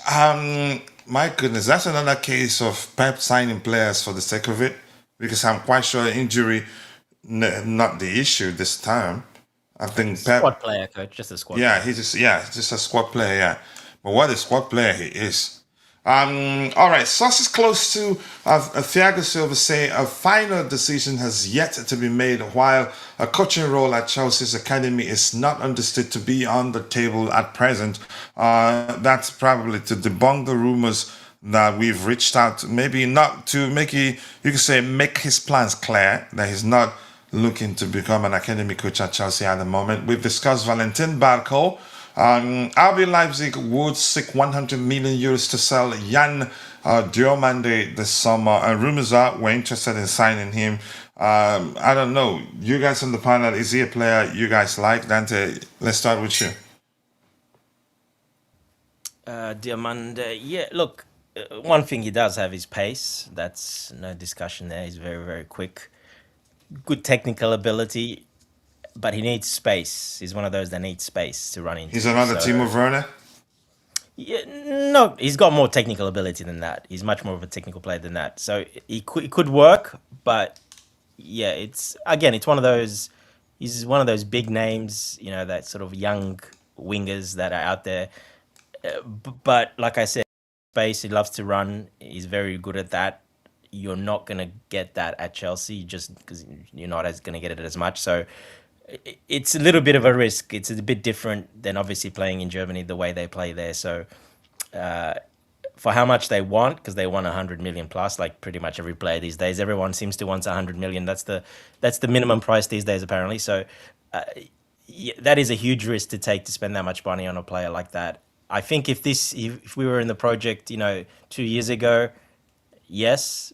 Now I would probably say it depends. What we're gonna do as well, of course. But I would look to put that money more to, we need centre backs and we need a different position as well. So first. So yeah, I wouldn't spend over 100 million for him as just a winger. I wouldn't do that. No.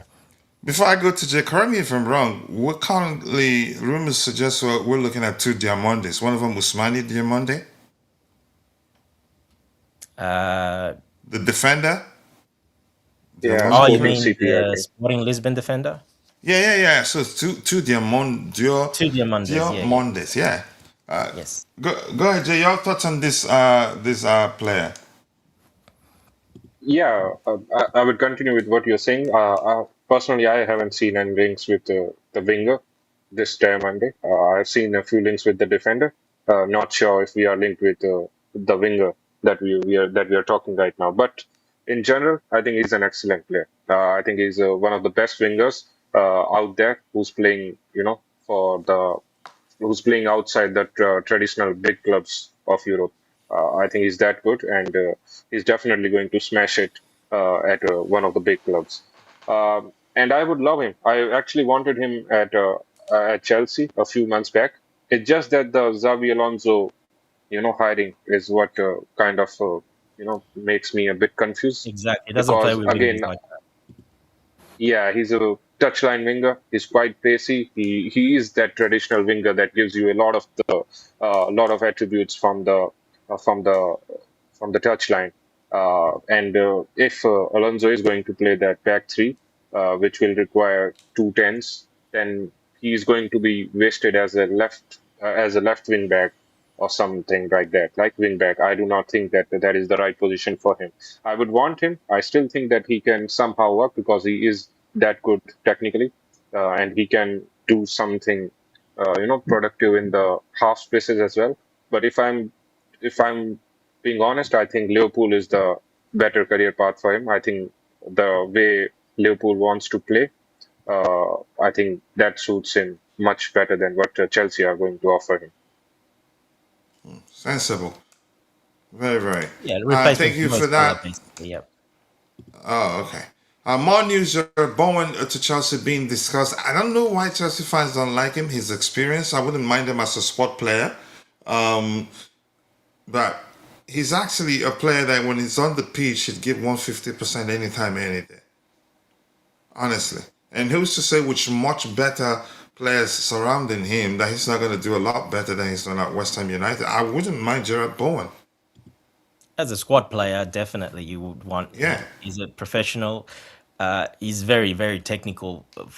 He can play the 10 very well, and I think that's where we need someone in that 10, someone like that. Yeah, He has an eye for goals he can He's create. very good at shooting. and He's Yeah. very technical, like I said, can assist very well. If and he plays in that 10, and why he's not? a little magician. He's very good at what he does. Of course, free kicks are his thing as well. He'll basically give him free kicks. He's very good at that. Corners, very, very good at taking corners as well. No surprise West Ham score a lot of their goals from set pieces and corners. He takes a lot of those. So he's very good at striking the ball, and the way he strikes the ball, it's a very technical in a technical matter. He can do it all, and also outside the foot, inside the foot, to put spins on it. He's a bit of a magician. That's his thing. So But he's as a squad underrated. player, yeah, as a squad player, I think he would do well, and experienced as well. So very experienced, actually. So, and not that old either, really, to be honest. So Go still got a ahead, bit Jay. of pace on him as well, and versatile. He can play left wing, right wing, 10. He's played in the central attacking midfield as a central midfielder. He can do it all. He can play anywhere across that front. So as a squad player, if you can get him in for someone experienced, that doesn't mind that role to play, every now and then. uh, I think there's a lot of players that could learn off him as well pretty well.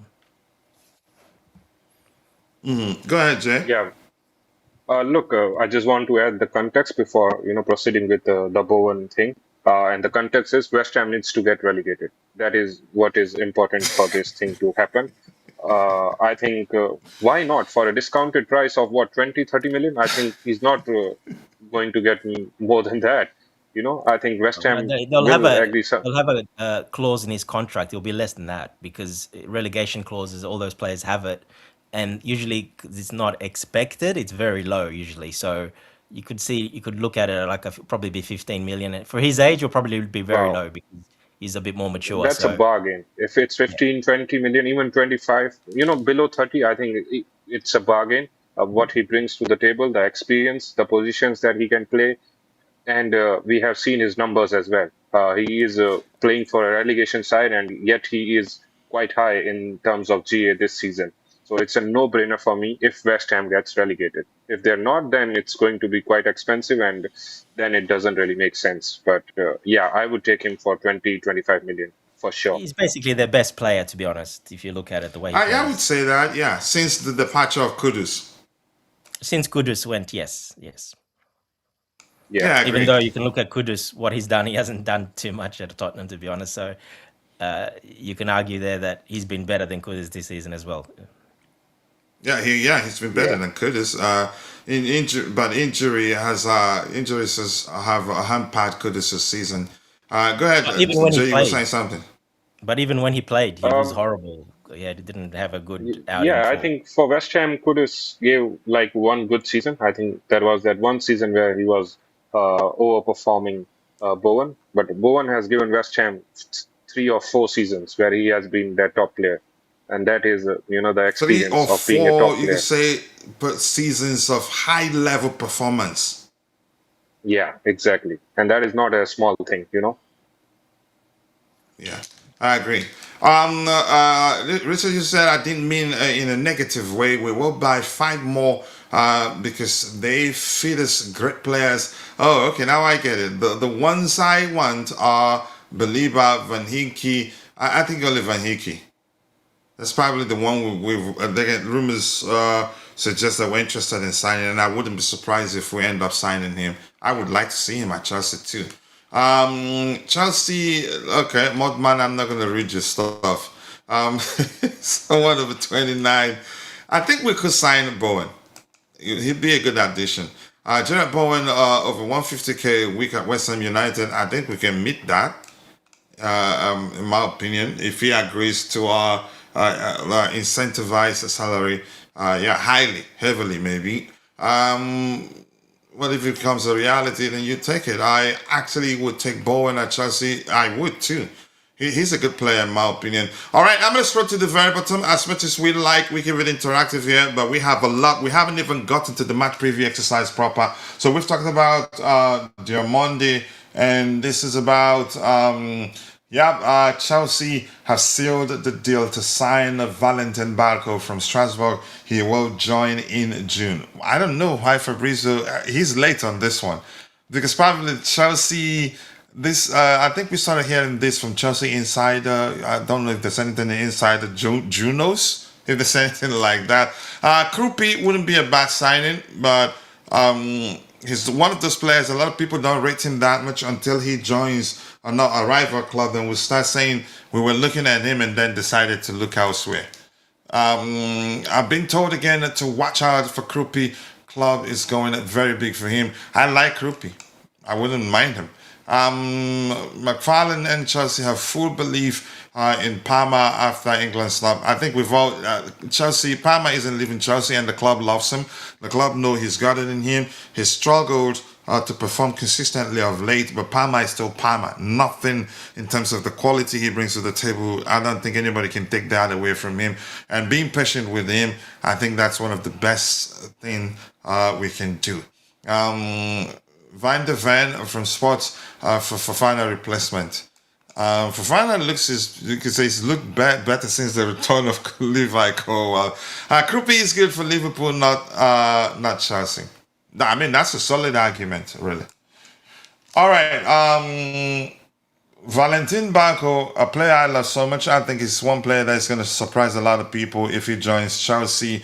We've discussed the Enzo Fernandez to Man City, the possibility. It's there, but it's not going to be a straightforward transfer, irrespective of what anybody thinks. This is the 8th consecutive game Chelsea under 18 are scoring 4 goals or more in a single game. Wow. They finished well. I think two of them won something for Chelsea. Enzo Fernandez is one of Manchester City's desired transfer target for the summer, strongly wanted by Enzo Maresca. Initial talks behind the scenes have already taken place, not between Chelsea and Man City, between his camp and Man City, we're hearing. And I don't know, there's no way to tell whether this is the truth, because you've seen a lot of nonsense. Do I think City are interested? Yes, we've heard that. But to the measure of talks taking place between the two clubs, or maybe Fernandez's camp and Man City's camp, I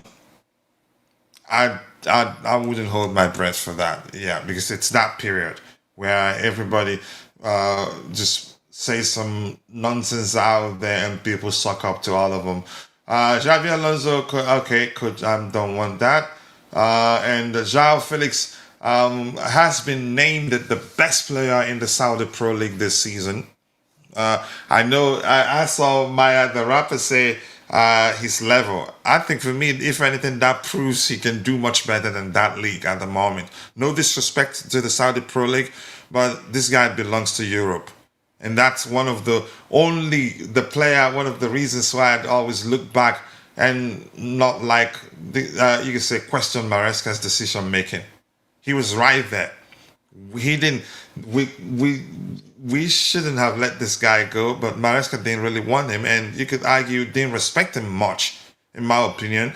I've always argued that Maresca could have. He had a good opportunity to create a healthy competition between this guy and Cole Palmer, because both are capable of pulling a rabbit out of the hat to help you win games. He's capable of that. He just needed to be loved, to someone to make him feel important, but we didn't do that. But he's a player I like. I will continue to support him, but for some reason it hasn't really worked for him in Europe that much. And I think the first club he joined in Europe, for me, one of his biggest mistakes, it was And I hated it that he joined Atleti at the time. I never have the freedom to say be the sort of player that he really is. Cole Palmer, we don't need to talk about that. Edouard Mendy wins the Golden Glove for the best goalkeeper of the season in the Saudi Pro League. A good player. All right, and this says Chelsea have made a bid of 1.4 million euros, which is 1.2 million pounds, to sign 19-year-old forward striker Felicia Schroeder from BK Häcken. She was at Man City. Am I mixing things up here? I think I am. All right, let's see what else do we have here. Anything interesting? That's a A Real Madrid player world record not bid getting they're into doing. England squad is unheard of. I don't think we should be. You could say. I don't think the club that the player plays with should be used as the yardstick to measure whether a player deserves to play for England or not. But yeah, people like to present argument the way they're capable of. Go ahead, Dante. You were saying something. Oh no, just that bid they bid for that girl. She's the up and coming sort of star of the next one to superstar. So young superstar. So they bid that's a world record bid they put in for her to try to get her. Yeah, she's very talented. She's very good. Very like Lauren James, very sort of similar type of player. She's very very good. All right, Reece James, I think stability is key, and this season has been tough for various reasons. We've tried to perform to the best of our ability this season, and we've fallen short. And we understand our fans' frustration because we are a club that wants to win titles season after season. Reece James, when asked about his contract extension, I think this is my home. And yeah, I always want to stay. Not about money for him. True commitment to the club of again. I love the guy, honestly. I get it.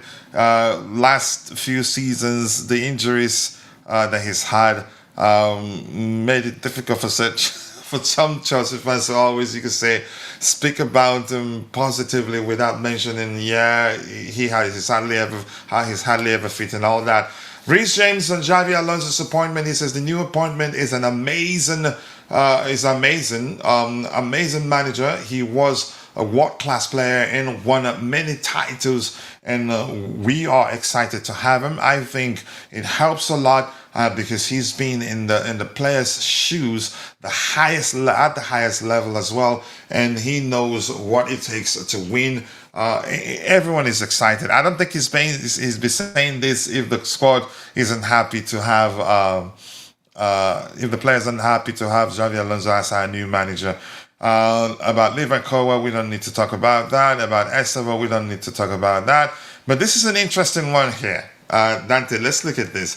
LK is arguing Bruno Guimaraes has the same goals and assists as Enzo Fernandez in the league in less games, by the way. More context there. More physical, defensive edge with a similar passing influence, authority on the pitch. I don't think he can measure Enzo Fernandez's vision. And I'm just going to say that's my opinion. I said I don't think because I'm not certain. I haven't taken my time to compare. You can say their vision and creative ability. But Vince is saying he's 28 and won't come cheap. Okay, he's saying things from the possibility of us, you could say, getting the deal across the line. Newcastle would demand around 70 million pounds, 70 to 80 million pounds, even though his resale value is currently very, very low given his age. That's why he's not attracting much interest. His best option is to wait until next summer when he will have 1 year left on his contract, or even leave as a free agent. That's excellent breakdown there by Vince as usual.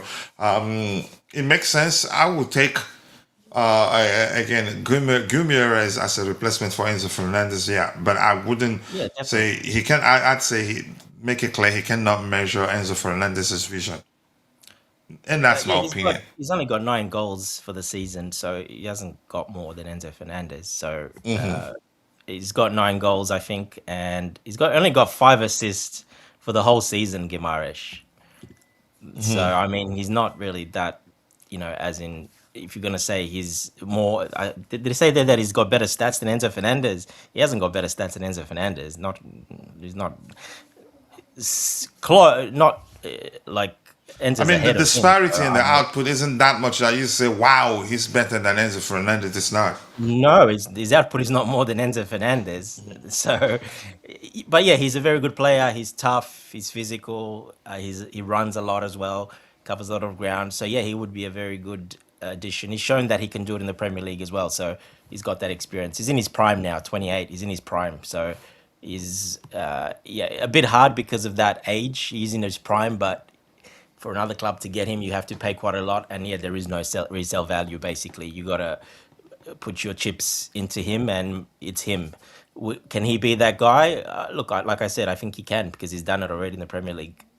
Season, not one season either. He's been there what fourth season, I think, 4 or 5. I think his fourth season. He's done it pretty much every year. So yeah, look, he would be a good replacement. I think he would do that job very well.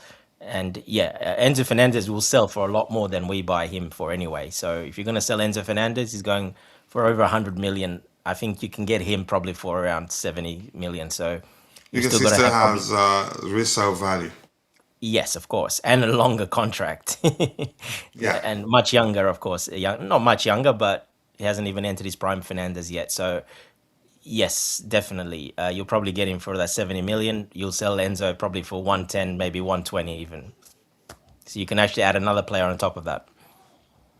Yeah. All right. Thank you so much for that. Jay, anything you want to add to that before we get to the match preview exercise proper?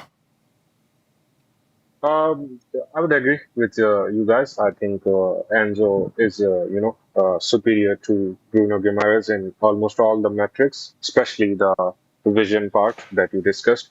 The one thing that I just want to add is that Bruno Guimaraes does bring the physicality that our midfield lacks a lot, and that is the only part where I think there can be some discussions how he can improve our midfield because he is far more physical, dominating, which is a very essential part to play in the Premier League, and that is something that I think is quite interesting with his profile. And it's not like he is quite behind Enzo in the other metrics. He is good with his vision. His passing is also good. Yeah, so that the physicality part is the one I think is what most of the clubs looks when discussing Bruno Guimaraes. But other than that, I would agree that the age and the price that Newcastle would ask for him just doesn't make it worth a try. All right. Thank you for that. Richmond England says Dante's favorite player, Garnacho, is going. Let's He's not see. my favorite player. But yes, if Xabi Alonso comes, that will be a problem for him. Yes, he hasn't really got a position. Even before knowing who again our next Well, even with manager. Rosina, I told you, yeah, I Yeah. told you he will struggle under Yeah. Rosina in that role. Him, even like I said, Pedro Neto might struggle a little bit, and he did as well. So Neto can still probably do it, but it's going to take a lot of. He will not be playing every game, and it's going to take a lot of, running extra, and that's what we saw.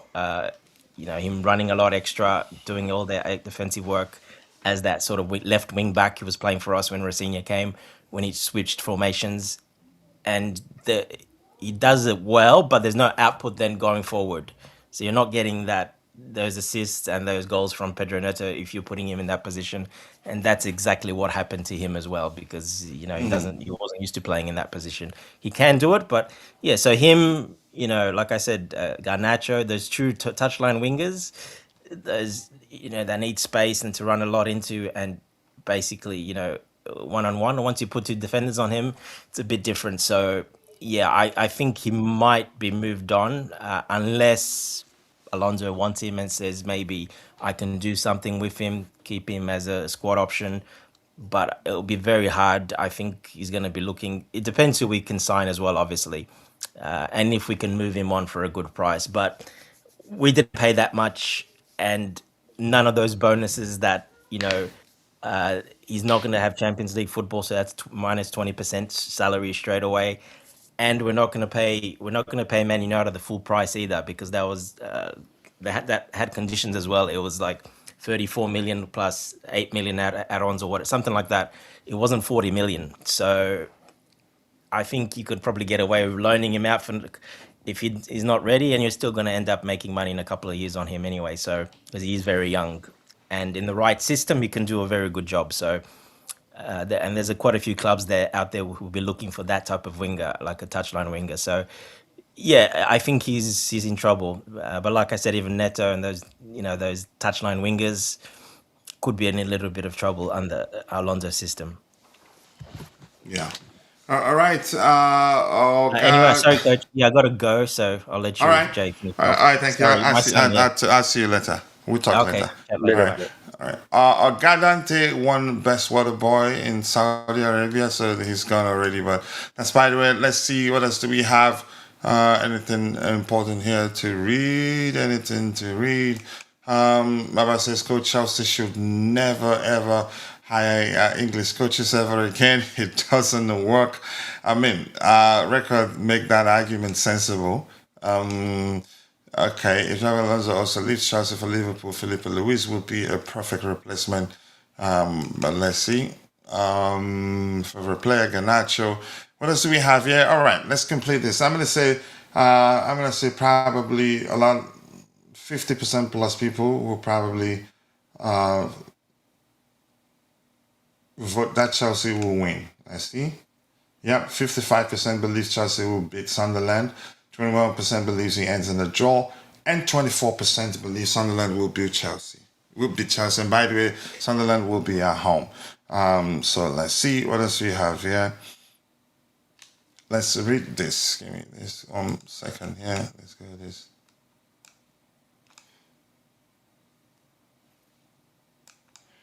All right, keep dropping the likes on the stream, people. The likes do go a long way.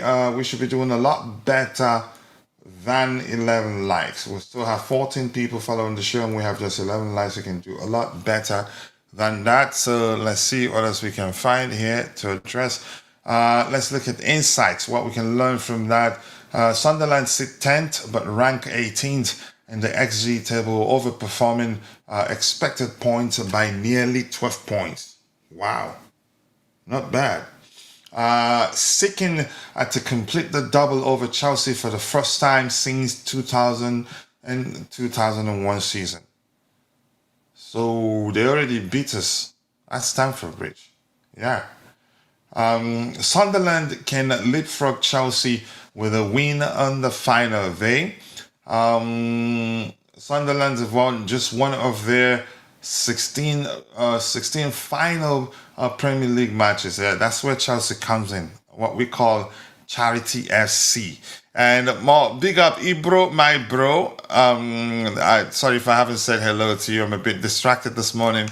And Ibro, my bro, here says Gittins needs Jesus.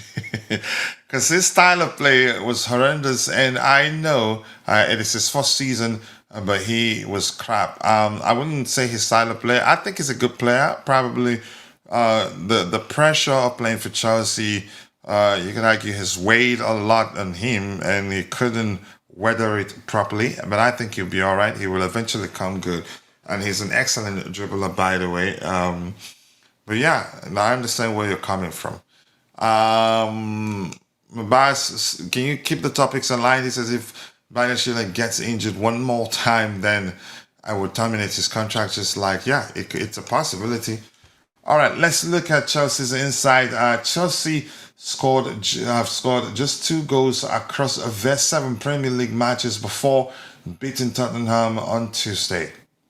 But you could argue we've improved a little bit. We did see some improvement even before that Tottenham game, but again, that's just my opinion. Chances are other people see it differently. Chelsea are ranked 3rd for away form this season, but have won just one of their last 8 Premier League matches. Yeah, interesting. Before I continue, Gittins, he says, Gittins doesn't fit Xavi's style of play. Do you think Xavi will not make adjustments to accommodate some of the players he has for now, at least for now? I think that'd be a sensible thing to do. Let's see. It's Biden Schiller fanboy.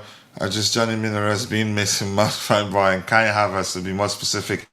Chelsea ranked fourth in the XG table despite sitting eighth. Finishing struggles have cost over 7 points.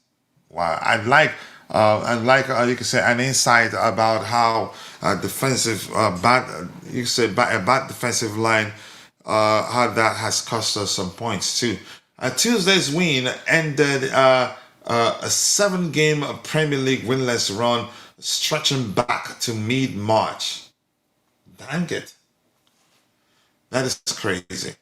So we've been in poor form. You could argue, even though if we're going by the last 5 games, that they are actually we are in a slightly better form than them. But if you look at more games, let's say 10 more games, you see that they've been in better form than us. But going by last 5 games, we've been in slightly better form. So their top-rated player is Broby. Is that how you pronounce that? Rated 6.5. Joao Pedro for Chelsea 7.19 goals. Joao Pedro has 15. All non-penalty goals actually. While Broby has 7. Expected goals 14.36 for Joao Pedro. So both players outperforming their respective XGs. I see Joao Pedro has 5 and Broby has 1. Okay, matches played, Joao Pedro played 34 in total, Broby's played 30 in total. Anything to read before we continue? He says Kai Havertz out, even though he is the Undertaker of football and Undertaker of Arsenal squad. Okay. All right.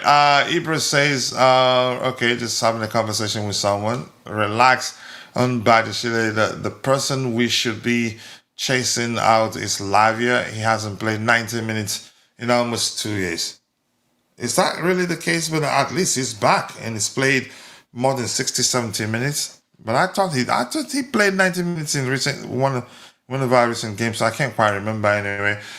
So in terms of games, in our last 5 games, we lost 2, drew 1, won 2. For them, they lost 2, drew 2, and lost 1. But you can argue we are in a slightly better form. Goals scored in those 5 games, we scored 1 here, there's 2 here, 3 goals in total, and then 5 goals in total. And they've scored how many goals in the last 5 games? 1 here, just 2. Versus Aston Villa, they've scored 5. Was that a cup game? Let me know what I'm calculating here. So they scored 5, and we've scored how many? 1, 2, 3, and 5. Okay, we scored 5 goals. They scored 5. But how about goals concession per game? We considered 1 here. Consider 1 here. That's 2, 3. Considered 3 here. That's 6. And they considered how many? They considered 4 here. Considered 5 here, that's 8. Consider 1 here, that's 9. They've considered a lot more than Chelsea for me, and they're averaging per game not even up to 1 goal per game. But we've been averaging around 1.1, 1.2 goals per game. So this is the sort of game that could end in a draw, but it could still break either way. It could end in Sunderland beating us or us beating them. Because the goals concession and goals per game, the disparity in goals per game for them and us, not too much, still within the margin of error. So it could break either way. Goals concession, the same thing. So for me, which tells me, the numbers tell me the game could end in a draw. And that's not to say it cannot break either way, because the game is played over 90 minutes was at the time, and you just cannot script football. So Ibro says, no, guy, if Lavia played 90 minutes recently, I will join the show and sing. So, Jay, given everything we've talked about, what the numbers tell us, what sort of game do you expect? Are you looking forward to this one? Do you think we'll beat them? Let's hear you, Jay. And if you're in the chat, let's hear you too. Your thoughts. Go ahead. Look, the truth is, it's going to be really hard, really, really tough, and there are multiple factors and reasons behind that. The number one being the motivation for Sunderland itself. They are fighting for European places, a victory over Chelsea, and they will be very much, assured a Conference League spot, which is a very, very big thing for a Sunderland team who has just, arrived from the Championship and getting a European spot in their first season in the Premier League, that would be huge for the fans. So they will be motivated for that. They have absolutely to play for, and that is something that we did not want, but unfortunately we are in that situation right now. Secondly, I think uh, the the stadium. Sunderland has an excellent record at their home ground. I think one of the best in the league. They lost to Liverpool quite recently in the last few months, and that was their first loss at their home. And even after that, I don't think they have lost many games. It might be two or four. That's all. So that is an excellent home record, excellent atmosphere. The fans are always charged up, so that is an added pressure and difficulty for us because beating Sunderland at home is never an easy thing. So we will have to be on our top game for acquiring 3 points from this last fixture. So these are the few factors that make it really hard. And Sunderland itself is a really good team. They possess the physicality factor. They are one of the most physical sides in the Premier League, and facing a physical side has always cost us, a lot of points, and most often than not, always ends up in disaster for us whenever we face a superior physical team. So some of these things are not really looking good, and expecting a victory from this one, especially considering our own situation that we are under Callum McFarlane, who's obviously not a permanent manager. Some of the players have obviously checked out. A few of them would definitely be a bit more cautious for the World Cup teams. No one wants to get injured in the last game uh, and miss out the World Cup. So yeah, I think these are the few points that make it a really, really tough fixture. It will depend also how many of our key players are available. Reece James, Levi Colwell. I think these are the two main players. If they are starting, then that gives us massive chances. If they are not really going to start, then that equally reduces our chances from this game. It's going to be difficult, but at least we have something to play for. So yeah, let's hope that they can do something. This is going to be a tough one. Uh, but I'm expecting at least a fight. Uh, the Tottenham victory might have given them some confidence to build on. So yeah, I'm looking forward for this match, but yeah, it will be really hard to get the 3 points. Yeah, it's not going to be an easy game, so I definitely do agree with you. So here, this reads, excuse me, from Ebro, it says, according to Cloud AI, to be more specific there, Lavia has still yet, is it Cloudy or Cloud? I'm not sure how you pronounce that. Lavia has still yet to complete the full 90 minutes for Chelsea. Let me see. For Chelsea, haven't made just 30 appearances in 2.5 years and missing 98 matches across 603 days since joining Chelsea. I still would rather him stay and Badiashile let go because I know the player and I think I mean, we shouldn't even look to sell him now that he's actually been fit for a while now. I think we'll find a way to keep him fit consistently, in my opinion. At this stage, Lavia is a luxury player. We need to move on. It's not going to be that simple, but we'll see what happens. Both Badia Chile and Lavia will be sold. I don't see those two stay under Xavi Alonso. And that's your opinion. I think I'd like that disclaimer that that's in fact your opinion. But I'd rather Badia Chile be sold and Lavia staying because yeah, he's a player I know so very much very well, and I understand what he brings to the table. So let's give Mod Mana a chance again to predict. let's see. This says, okay, let's see. The game is in 1 day, 2 hours, and 3 minutes, and blah, blah, blah. And Modman so far, one exact score. I think that was the final against Manchester City. 12 out of 24 correct. Okay, not bad, really. Because, yeah, that's why we tell you even statistical formulas cannot, that's will not always get the exact result or even get results. You say predict the right result. Why? Because the game, once the man in the middle blows the whistle, everything becomes dynamic or fluid, if you prefer.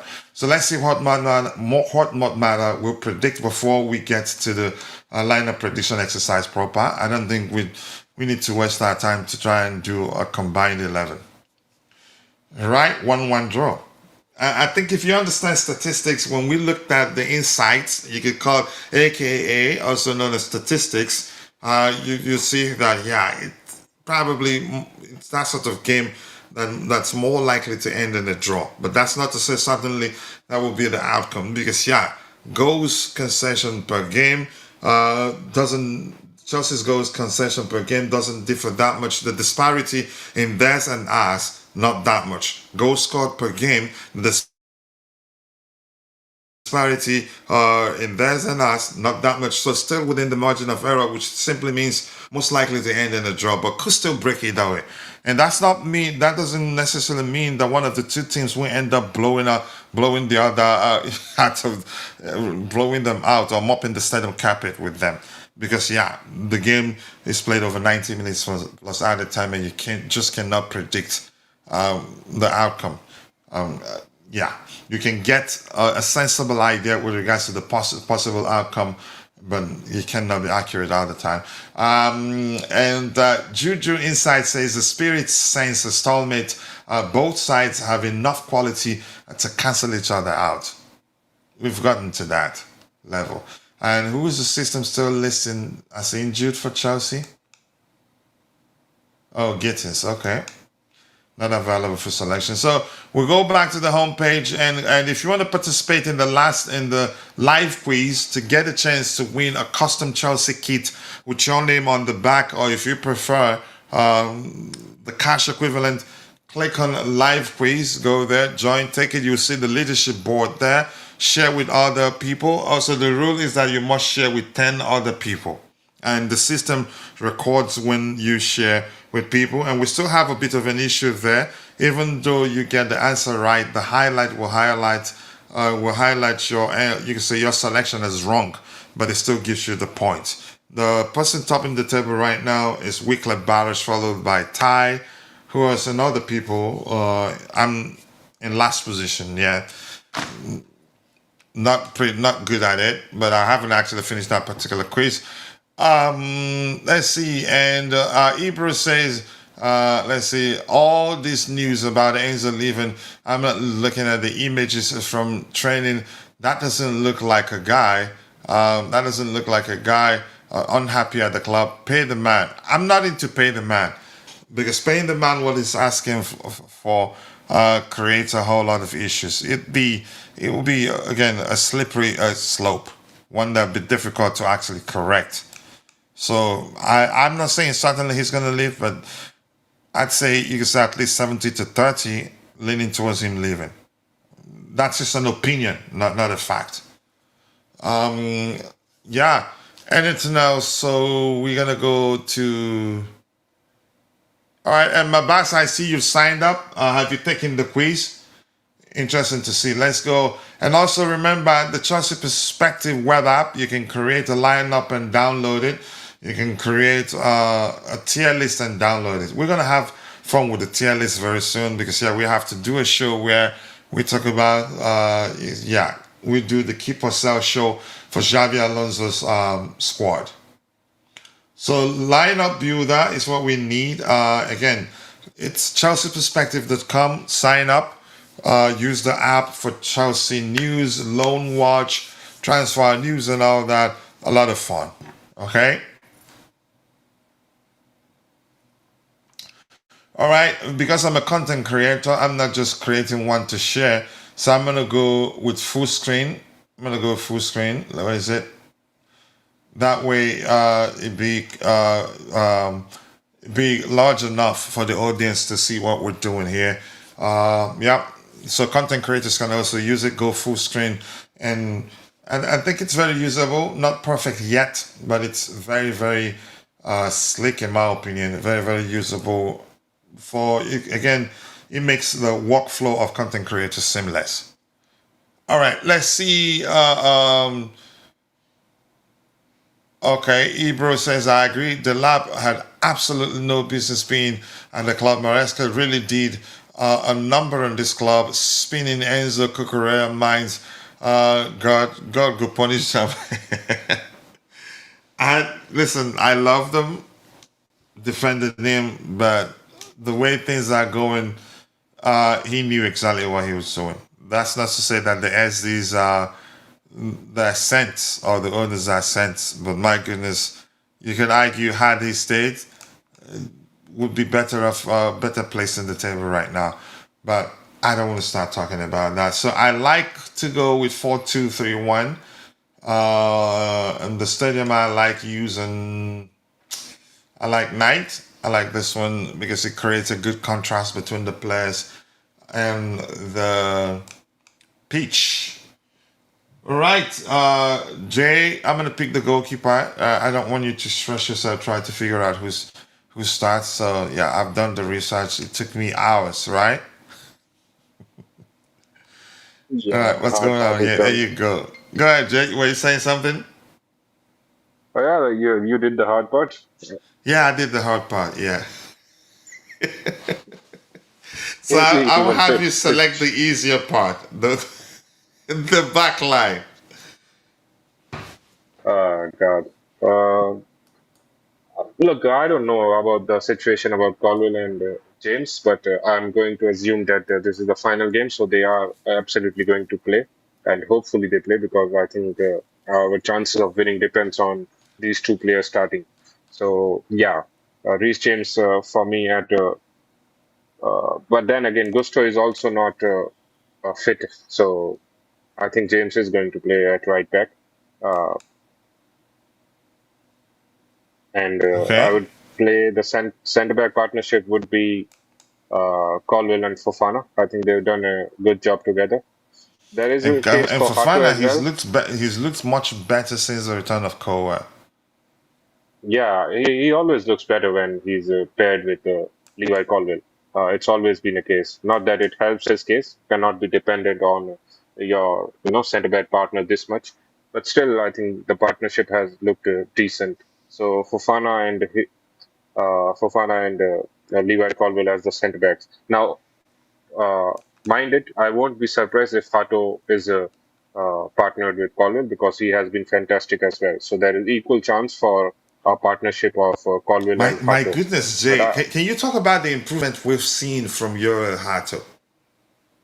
yeah, excellent. And believe me, I'm the least surprised because I have always seen him, as a talent that We've he always known that he had it in him, and you were the one exactly that we pointed are. out that you could say that a day to forget outing at against Karabag that was because of Yeah. the pairing and those players we had on the left hand side. But go ahead. Exactly.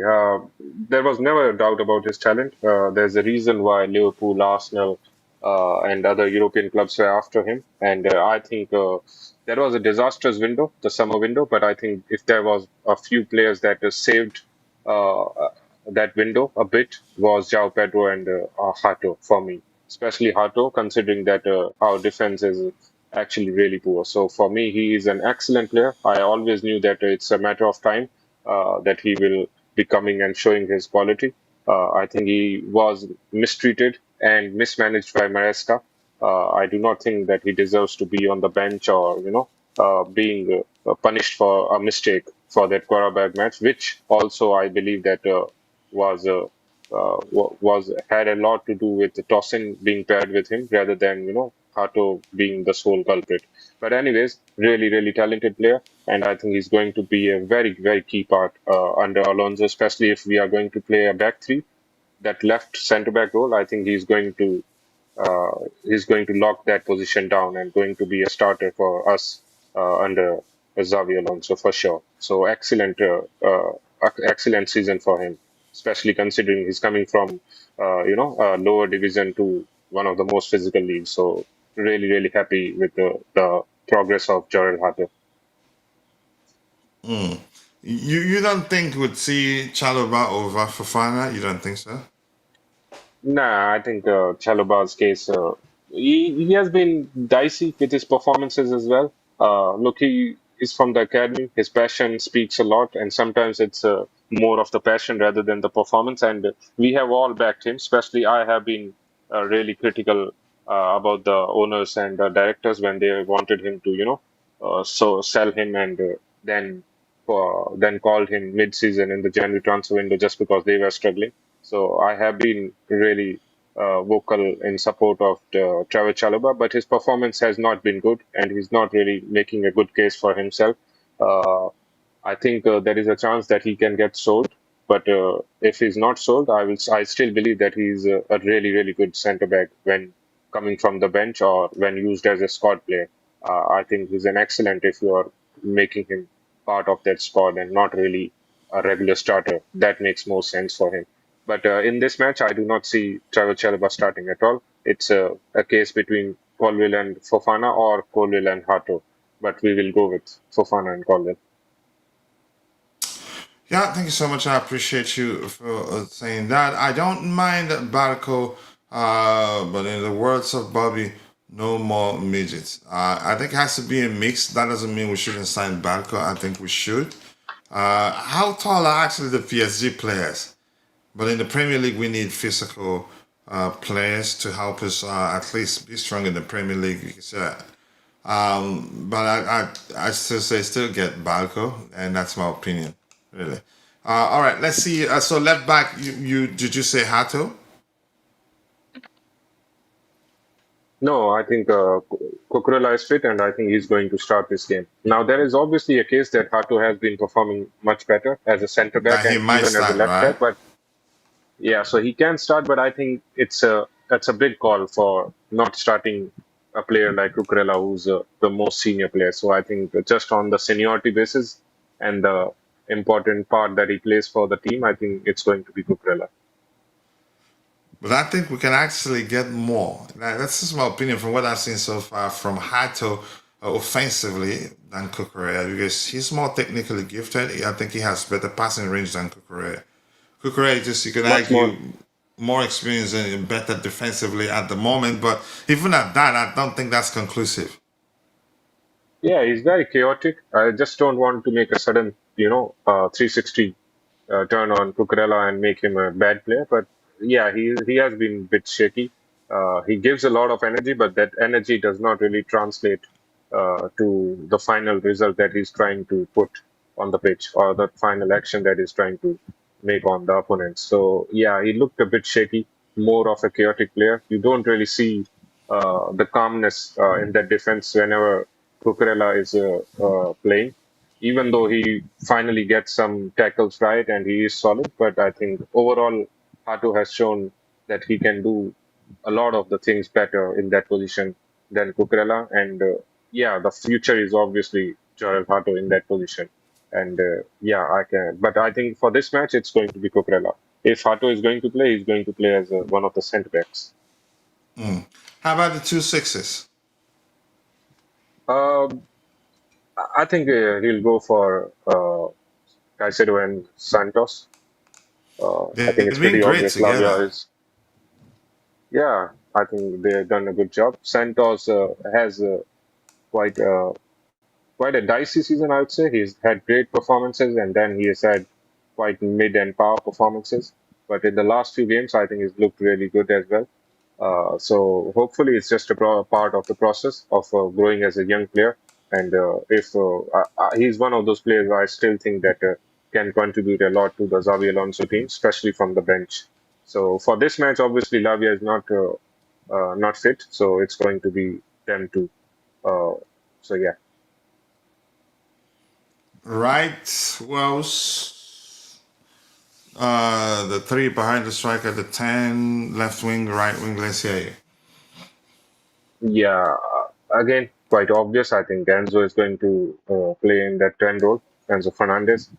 We can speak and discuss a lot about all the rumors around him, but one thing that I want to appreciate him is that anything that goes off the pitch, all the rumors, all the things about him, he does not let it distract his performance on the pitch. He has always given given his 100% on the pitch. He will contribute. He will be looking charged up. He will motivate others. He will get the goals. He will get the assist as well. He will put in the tackles as well, and that is remarkable when you consider how much he's topic off the pitch. So yeah, good for him.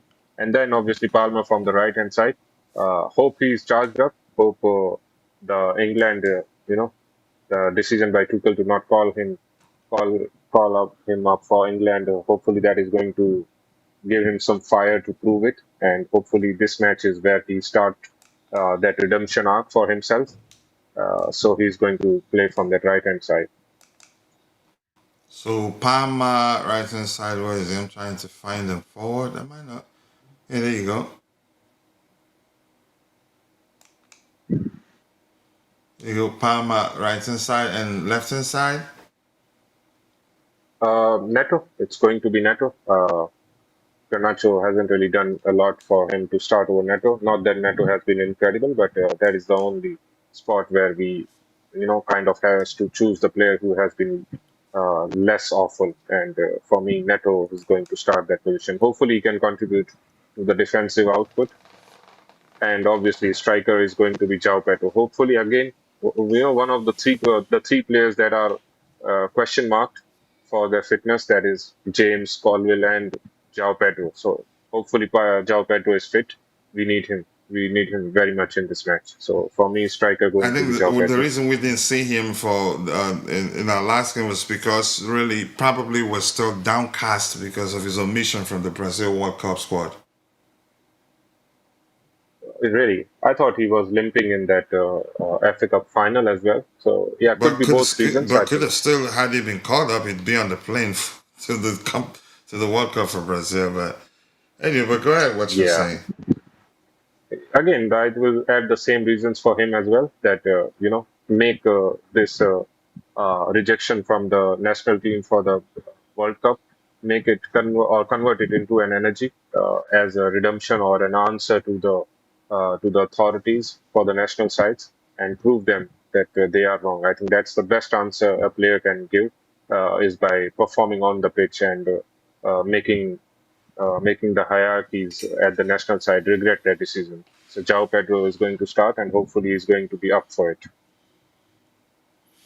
Right. Thank you. Number 9.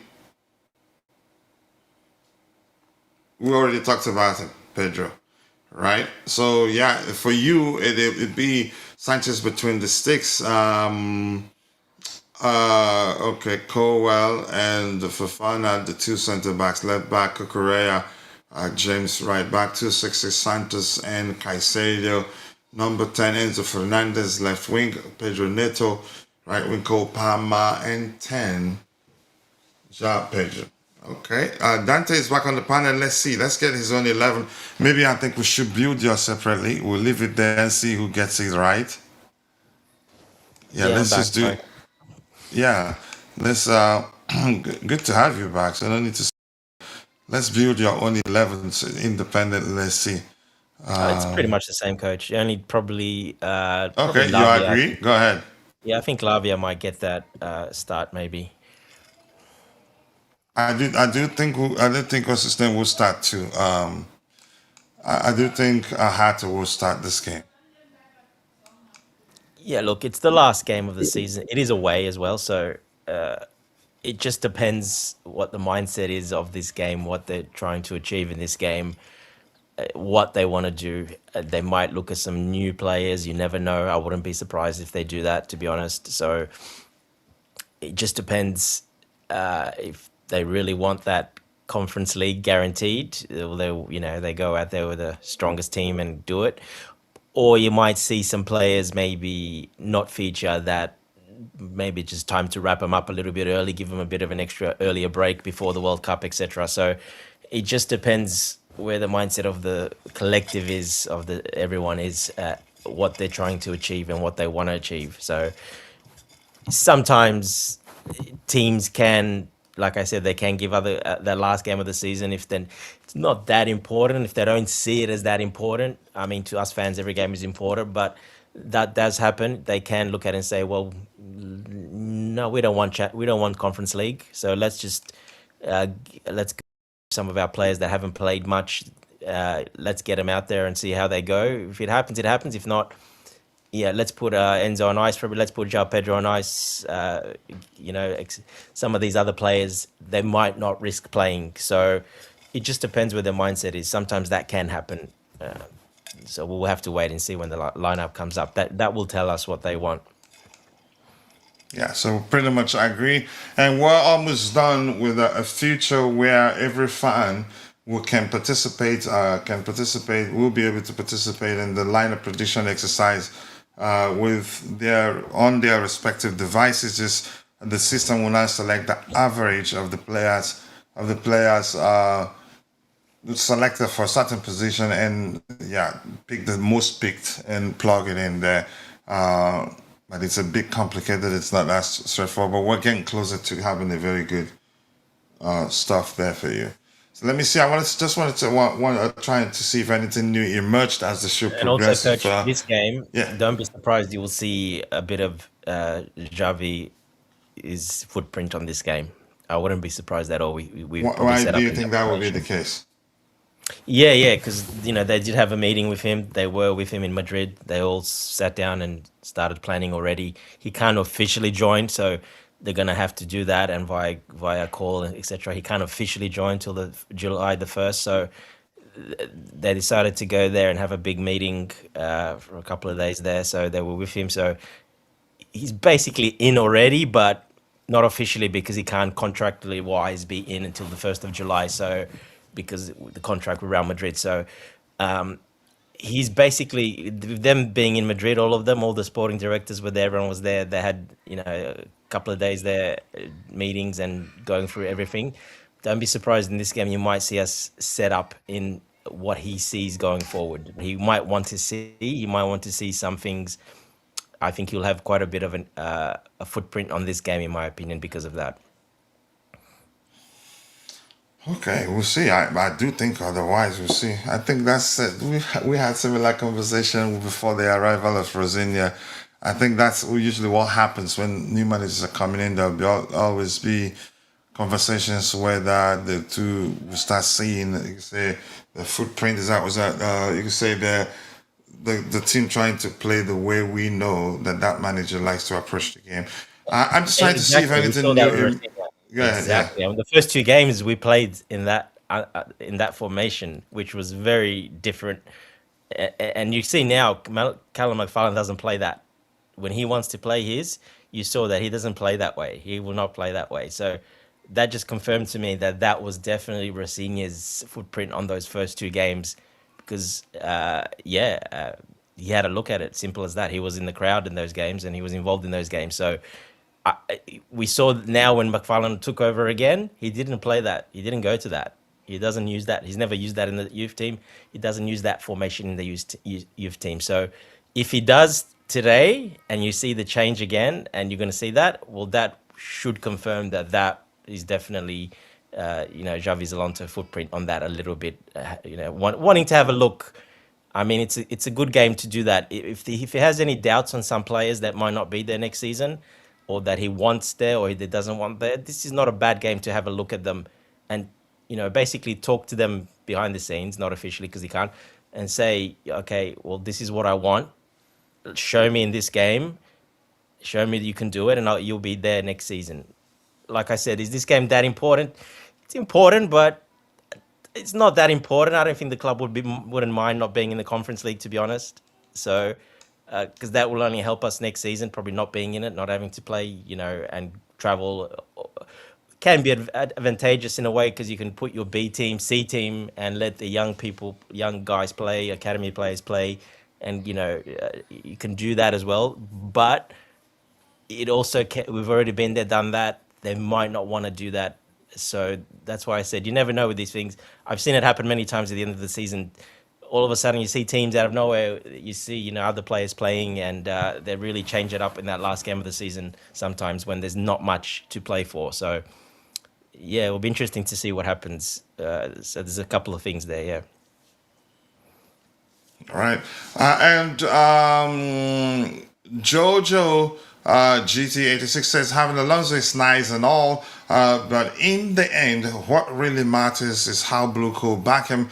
I don't trust the board, and I don't blame you for not trusting them, but I think they're going to back him. It's a lot of risk, probably going to have a lot of severance clause there should they not meet their own end of the bargain. If they fire him, they'd be in serious trouble. Under Xabi Alonso, I hope we don't play back pass sideways and all that.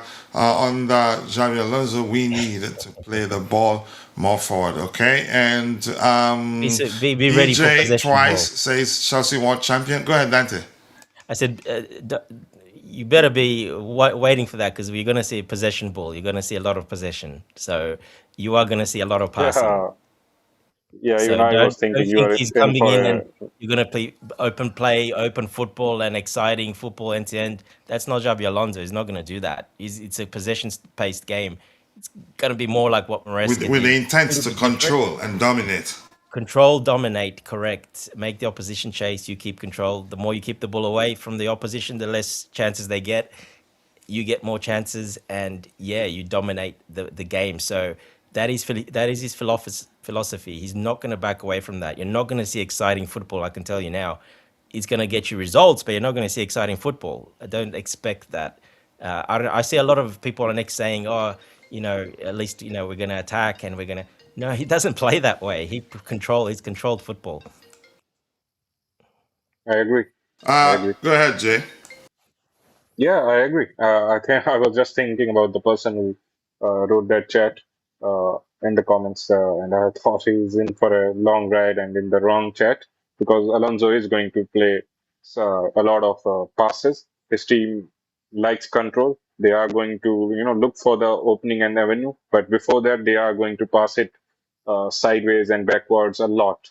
There will be a lot of passes which will feel like, not culminating into anything and feels like a bit more boring.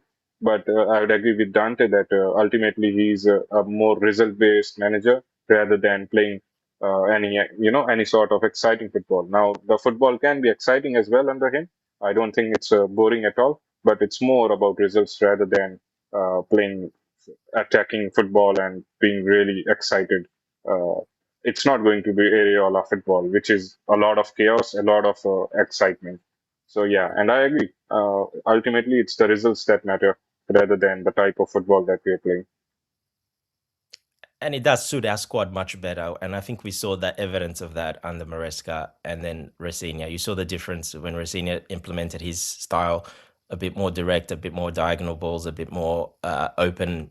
Sometimes it's going to look better, but it's hard to maintain, especially in the Premier League. So he didn't have that time, unfortunately. So yeah, look, it will suit our squad much, much better. And the only problem will be, yes, probably getting those 210, another 10 in there, definitely another 10 in there to control that midfield area a bit more. So that will be very important in his system. And I'm sure he's probably asking for, I can guarantee you he's asking for another proper 10 for that position.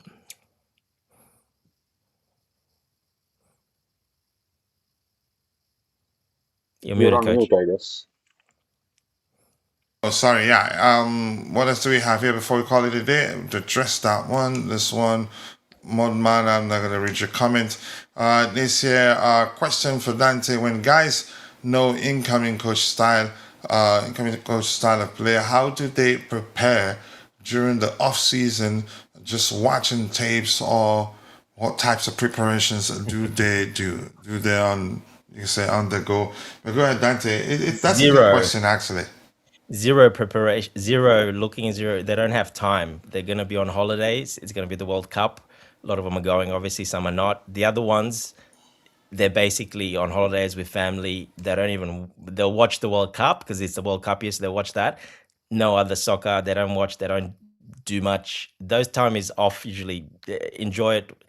They don't really do much. It's when you're in that environment for like 10 months of the year basically, and it's every day a grind, and you're doing the same thing every week, every week. All you want to do when you have that time off is you don't want to watch any soccer or anything. They don't know. They don't do absolutely. They don't watch anything.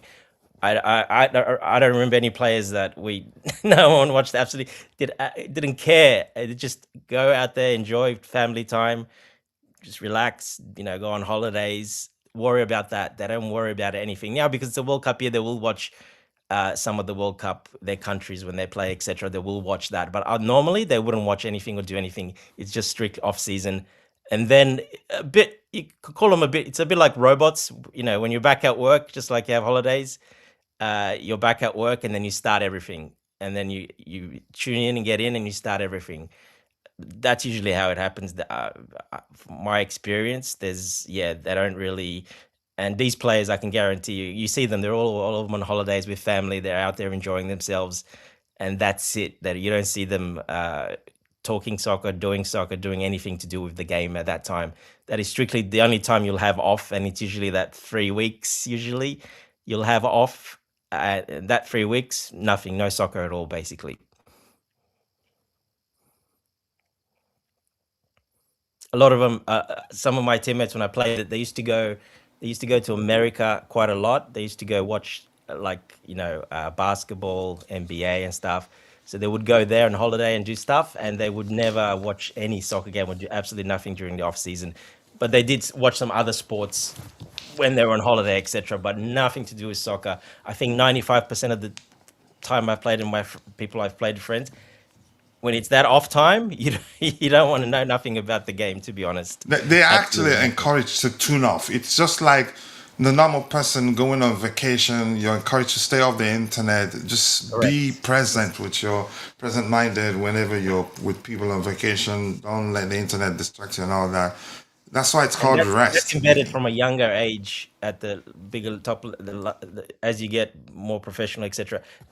They try to embed that into you, so you're kind of used to it, a bit robotic in a way. But like if the team has a psychiatrist, etc., with a lot of the top teams have, they will talk about that, and they will actually tell you that time, this is your time, family time, no football, no nothing, absolutely nothing. Now it can be often the call or thing with an agent if you're making a move or something, but that's it basically. They don't do nothing, and pretty much the agents do 95% of the work. The players do absolutely nothing. They just call them, say yes, no, no, yes, okay, call me back whenever. That's it. They don't do anything. Like I said, they're encouraged to switch off from a young age, and they do that. They all, absolutely everybody does that. It's like automatic in a way. You just completely switch off, because when you, like I said, once you're in it 10 months of the year, you're basically like like living together in a way, traveling together, eating together, doing everything together.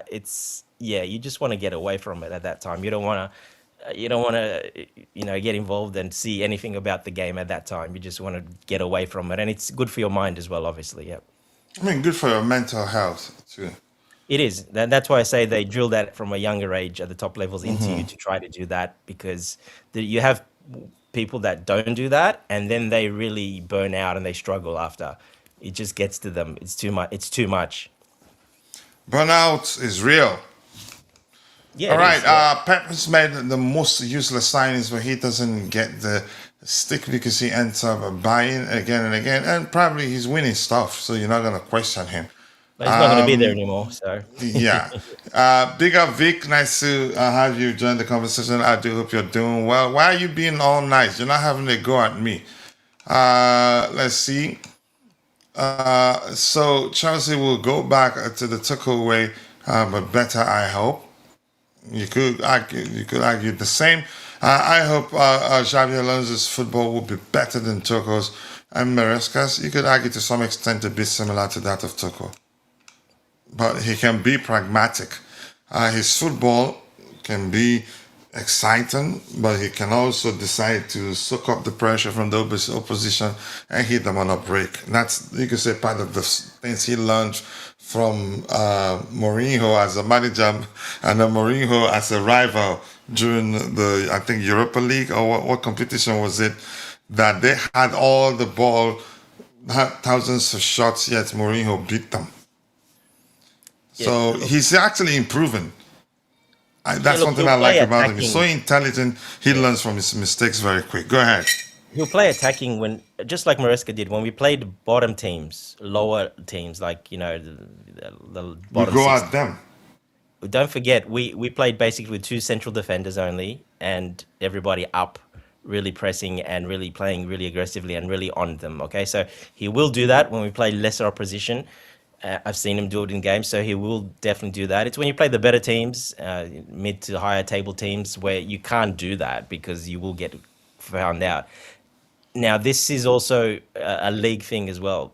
In the Premier League, you can get away doing that against some of the teams, but nowhere as many like in say Germany or the other leagues where you can do that 60% of the time, 70% of the time of against the teams because those teams that just don't have those players, they don't have the quality. The Premier League is a different beast to all those. A lot of the teams, pretty much nearly all the teams now are pretty strong. They can do basically, your bottom two, three that everybody beats. It's still happening, but the teams after that, it's very close and competitive. You can't do that, and he'll find that out probably pretty soon. He's probably going to watch a lot. He'll probably know that you can't really do that only against certain opposition. So yeah, he will still attack. At times, it'll look like, no, we're playing, but at a lot of times, you're going to see it quite possession based and quite slow deliberately, so you can draw the opposition out. So, yeah, it'll be a bit of both, but very much like Tuchel. Tuchel's one of the most technical managers you can get. I think he was the one. He still holds the record. He's the one that scored the most ever at the coaching test, the FIFA coaching test, rating the highest. He's the one that still holds the record. He blitzed those exams. He holds the highest record, the highest percentage points for those exams ever. Tuchel. So Tuchel was like one of those nerds that did that quite a lot. He really looked at that type of stuff. So Maresca's quite into that as well. He's one of those as well. And yeah, Xavi Alonso is quite like that as well. He's very technical in his approach. Yeah, I agree. Very, you can say methodical. How about controlled excitement? Both can happen, but not to say it won't be a constant thing. Sometimes you see a mix. You can say, yeah, sometimes a more pragmatic approach which would definitely mean not going to be exciting. Can't do that in the Um, Premier League, Vic. You know that very well. You yeah. cannot do that against every opposition in the Premier League. You'll just fail if you do that. So philosophy as City and Arsenal, but not necessarily. Maybe I'm not sure what I would say they have in common at this point. Let's see. And Vic once again says they don't watch nada. They even struggle to understand the training for days and weeks after returning. Baniashila and Diego and others will be sold more likely. And what else do we have here? Ooh, that's a lot. So we're going to play exactly like Maresca, Pep and Arteta way. It's about coaching up and the right players to some extent, but not everything Not really. Arteta way. Yeah, Not even close. not Arteta way. Yeah. Interesting thought. Some young guys would at least look at how the coach would like to use them. No, Important. Yeah. they don't. And they actually Next, don't. go ahead. Once he comes in that day and he starts training, that's when they'll look and see. Otherwise, they won't. They just won't. They don't have time. No one does it. Like I said, you got those pretty much weeks off, 3 to 4 weeks off. They don't, and like I said, it comes robotic at that stage, at that level, because you're basically from 16, 18, when you're up to that level, you're basically doing the same thing and you're basically changing managers every year, basically. So you're kind of used to it most of the time, especially from sort of 14, 16, 18. If you're really good, you get in early, but most don't. You're changing manager every single year. So it just happens like you start automatic. And like I said, they drill that into you. Some of the psychologists, they'll drill that into you to turn off of that. And you just become like that. You turn off completely. You take that advice. You realize it works. That's why. Right. We have the blue beautiful game. They say greatness is greatness, but I'm not. Lateness is greatness, but I'm not going to say that to you. Go back. Just kidding. Anyway, I hope you're doing well, and thank you for finding time to stop by to say hello. We're about to round off your late, okay? Big up, Ungolo, Dante Fashionably late. Panel. Much love to you. And EJ twice says maybe Xabi Alonso will end up doing better than Pep because Chelsea will maximize a player with high potential like Esteban, Joao Pedro, Kenda, and other additions. Yeah, that's a high possibility. Well, let's see. Pep has left a vacuum. Let's see who fills that vacuum. That's Filling also it a will very high be. expectation. Pep won 7 leagues in 10 years, 7 times, and That's FA not Cup. easy. That's And like nearly one per season. so that is a very high. We wish that's the case, but that is very hard to replicate. Uh, it's maybe in the old regime, but I don't. It's going to be very hard with the new regime, with the new rules, etc. Yeah. And the beautiful game says that this has been a season to forget. Arsenal win the league. Spurs don't get relegated. So you don't have to put that part. You're definitely going to the H negative place. I know you are for Champions League football. I checked out of this season when they sacked Maresca. I am a PSG fan now for the reminder. Here's the thing, you never liked Maresca. You actually called him a championship manager and went to the measure of saying it was unfair that a championship manager was hired to, you could say, be the one to coach a bunch of kids or something to that effect. But yeah, I'm going to be calling you out every time, bro. And here's the unfortunate thing. PSG are actually more likely to win the Champions League. Arsenal are more likely to win the Champions League than PSG. And that's my opinion, but I'm going to explain why. Not necessarily because Arsenal are the better side, but down to the fact that Arsenal can defend better and well equipped. They're equipped enough to hit you on the break and potent in attack. Can be potent. Let me just use can be potent in the attack because they've not been that potent in the attack They score consistently one of goal, late. coach. They don't score more than one goal, really. Arsenal 2 goals Exactly. max. So 1 of goal. late, Yeah. that's why I had to say I took it back and say they've not been that potent in the attack of late, but they can be. I think it down to the selection to the players they have on the pitch. But here's the thing, PSG, they just cannot defend. And I've said this 1,000 times. They and Bayern are the same, not necessarily because they have bad defenders, but down to their approach of almost always not playing with a good balance. They almost, you could say, maybe the belief they can outscore the opposition even if they concede is usually their biggest problem. Arsenal are not going to be as easy to beat as was it Inter Milan that they smashed in the final? Was it Can I Inter? say something? Yeah, Yeah, go we ahead. smashed them in the final. Yep. Yep. Let's be honest, coach. That is pure waffle. You're just jinxing them. Go ahead, Jay. Go ahead. Let's hear you explain. Yeah, nothing. You said that they are going to lose the Premier League. I don't They want end up them winning to, it. So, but they're more likely to win it than PSG. Go ahead. no, go ahead. You're doing a good thing. You said they are going to lose the Premier League. They end up winning it. So I hope the reverse jinx works here as well. With a very, very big asterisk next to that winning. Yes, a massive asterisk actually. What do you think, Yeah, Dante? there's no Don't you way. think the fact that Arsenal can defend better is a serious factor? Yeah, they can. That's definitely going to help them a lot. I think them winning the actual league is not going to help them a lot because they've partied very heavily and they've been really. They got very excited. They didn't know how winning feels, so that's a new feeling for them. So I mean, I like that part.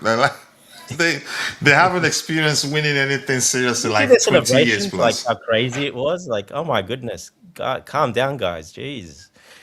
Anyway, yeah. So that could derail them. Hopefully, look, but yeah, they've got the defensive structure that can upset.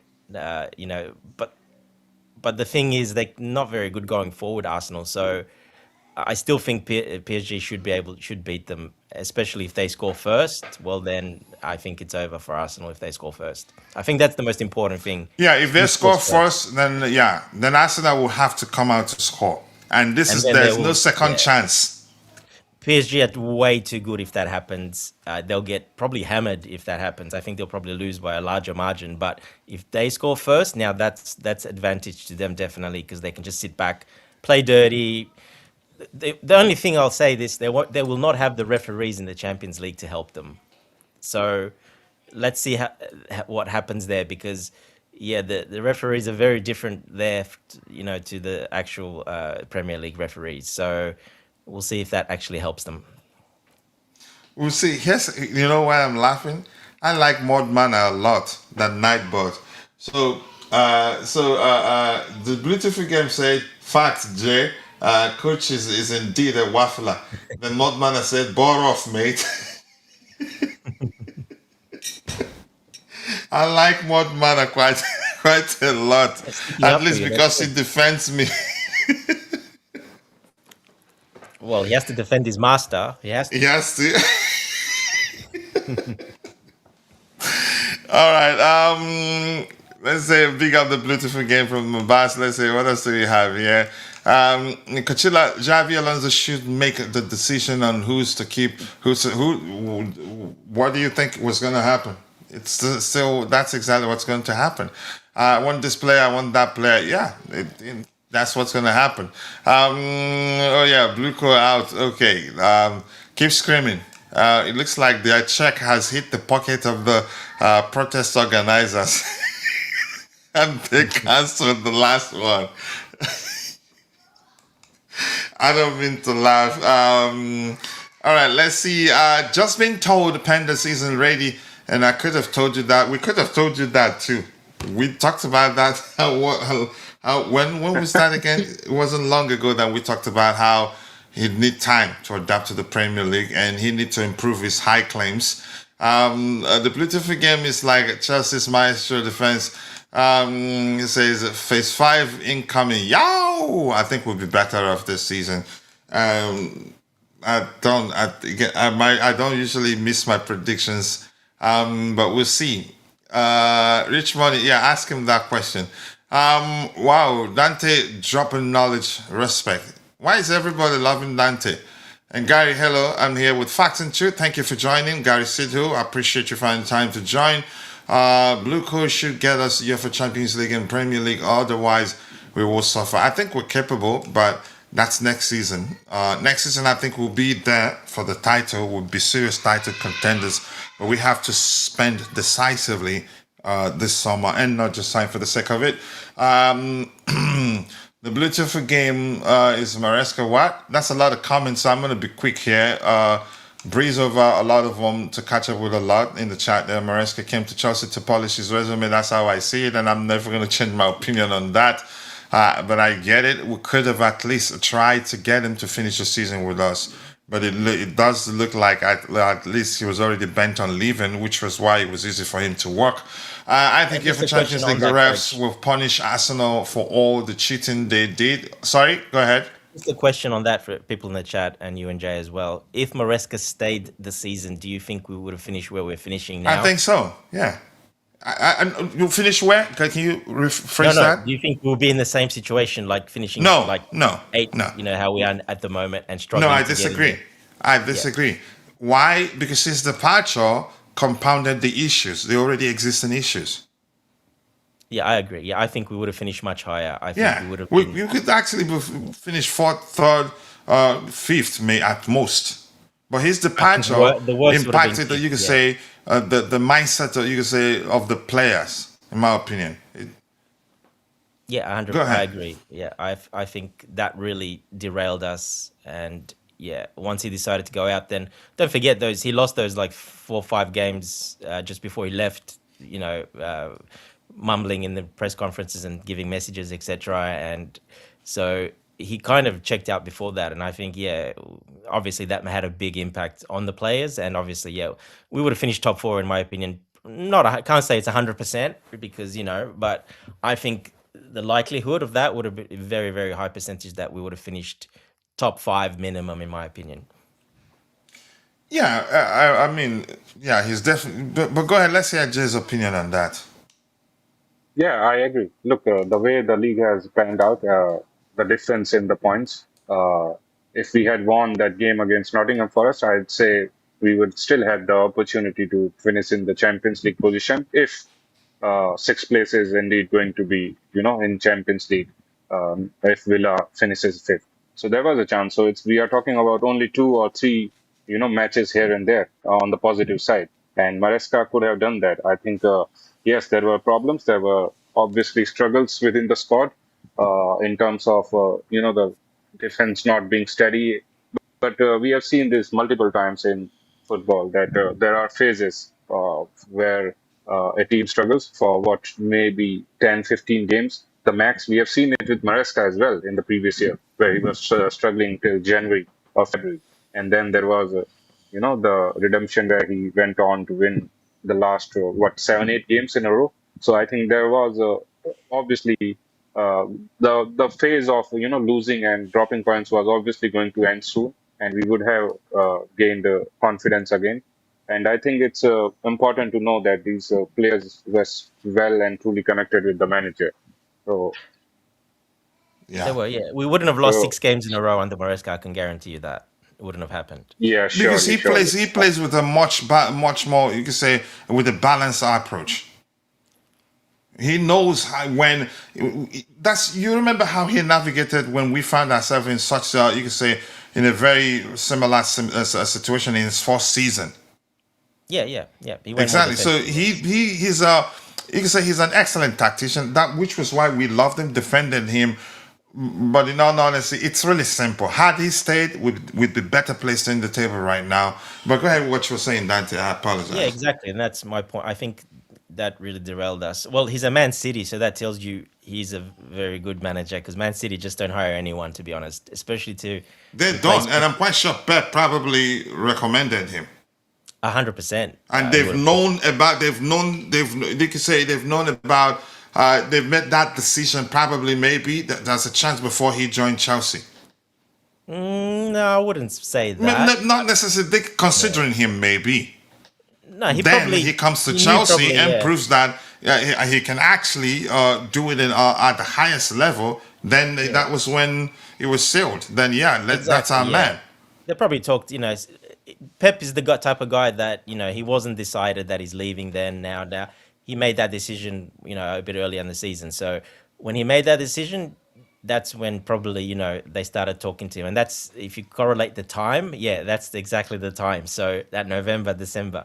So it all kind of adds up now, to be honest. I think it's one of those, it was such a good opportunity and deal for him. He couldn't turn it down. It was too good to turn down. So, look, yeah, he's That definitely. to the measure that he didn't even care about getting the severance fee. What you could argue, what could have been a huge severance fee. He didn't He care doesn't care, much bro. about it.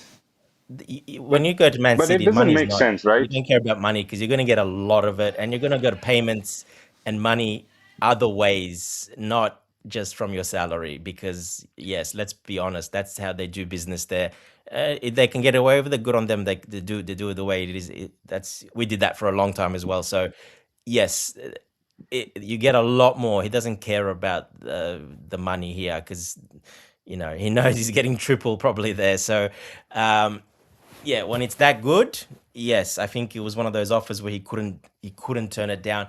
And I keep coming back to this. I'm telling you, it definitely helped that the fans, Chelsea fans, didn't like him That didn't at help all. either. A lot of factors, but I'd say the main factor definitely that opportunity to coach City. Yeah, but you have to add factors up. If he's completely loved by the fans and everything, and actually appreciate what he did and how he did it, sometimes those decisions, it's different. Okay, so it just makes things much easier to transition when fans are booing you and yelling abuse at you every week and you're walking in the street and they're doing the same and you're not getting any love even after you won and doing stuff. Well, then it kind of makes your decision. And I did remember I did say that many times. Don't be surprised he just leaves or because these fans are just showing him no respect and no love at all. I mean, even after winning, after that, when he came back, even after that, booing him at halftime and yelling at him, and unfortunately, the toxic atmosphere that we have, more because of Blueco, not because of him. I think it's more because of Bluco, because those fans that absolutely hate Bluco from the start, doesn't matter win, lose, or draw, whatever, Bluco out from the start. So it doesn't matter. So those fans that make it toxic for Maresca as well, unfortunately, I think they helped move. And again with Enzo Fernandez, you got to look at the Enzo Fernandez situation as well. Don't be surprised that's a little tiny factor in there as well. How much they hate Enzo Fernandez as well, and now they love him because he wants to leave. But don't forget the abuse he got and how much they hated him as well, Enzo Fernandez as well. So That's a factor, sometimes Jay. Yeah, Jay, let's hear you. you got to factor those things in. I actually don't believe about this fan theory. Let's assume, first of all, I do not believe that that is the reason. But let's assume if that was the reason that played a part in No, Maresca not the leaving, reason. then It's not the reason. It's just a part of the there's a little, even if it's it's part in of the the back of your reason, mind. let's assume that it is a part of the reasons of the many factors. Then I have no sympathy for him. You're a top manager working at a top club, and that is the reason for you to quit. Then you absolutely do not deserve to work at a big club. I have seen multiple managers. We have all seen multiple managers. Arteta has been abused for years by its own fan base, asked for sacking as well. We have seen at Chelsea managers being, called out and all sort of things, and Who's they asked still works and achieve who's asked things. for his sacking? Pep? Sorry, Go ahead, Jay. You say Pep? Pep Guardiola's not they Pep. asked I'm for his saying sacking? Arteta. Oh, Ateta, Arteta. okay. Sorry, Arteta. sorry. Okay, yeah.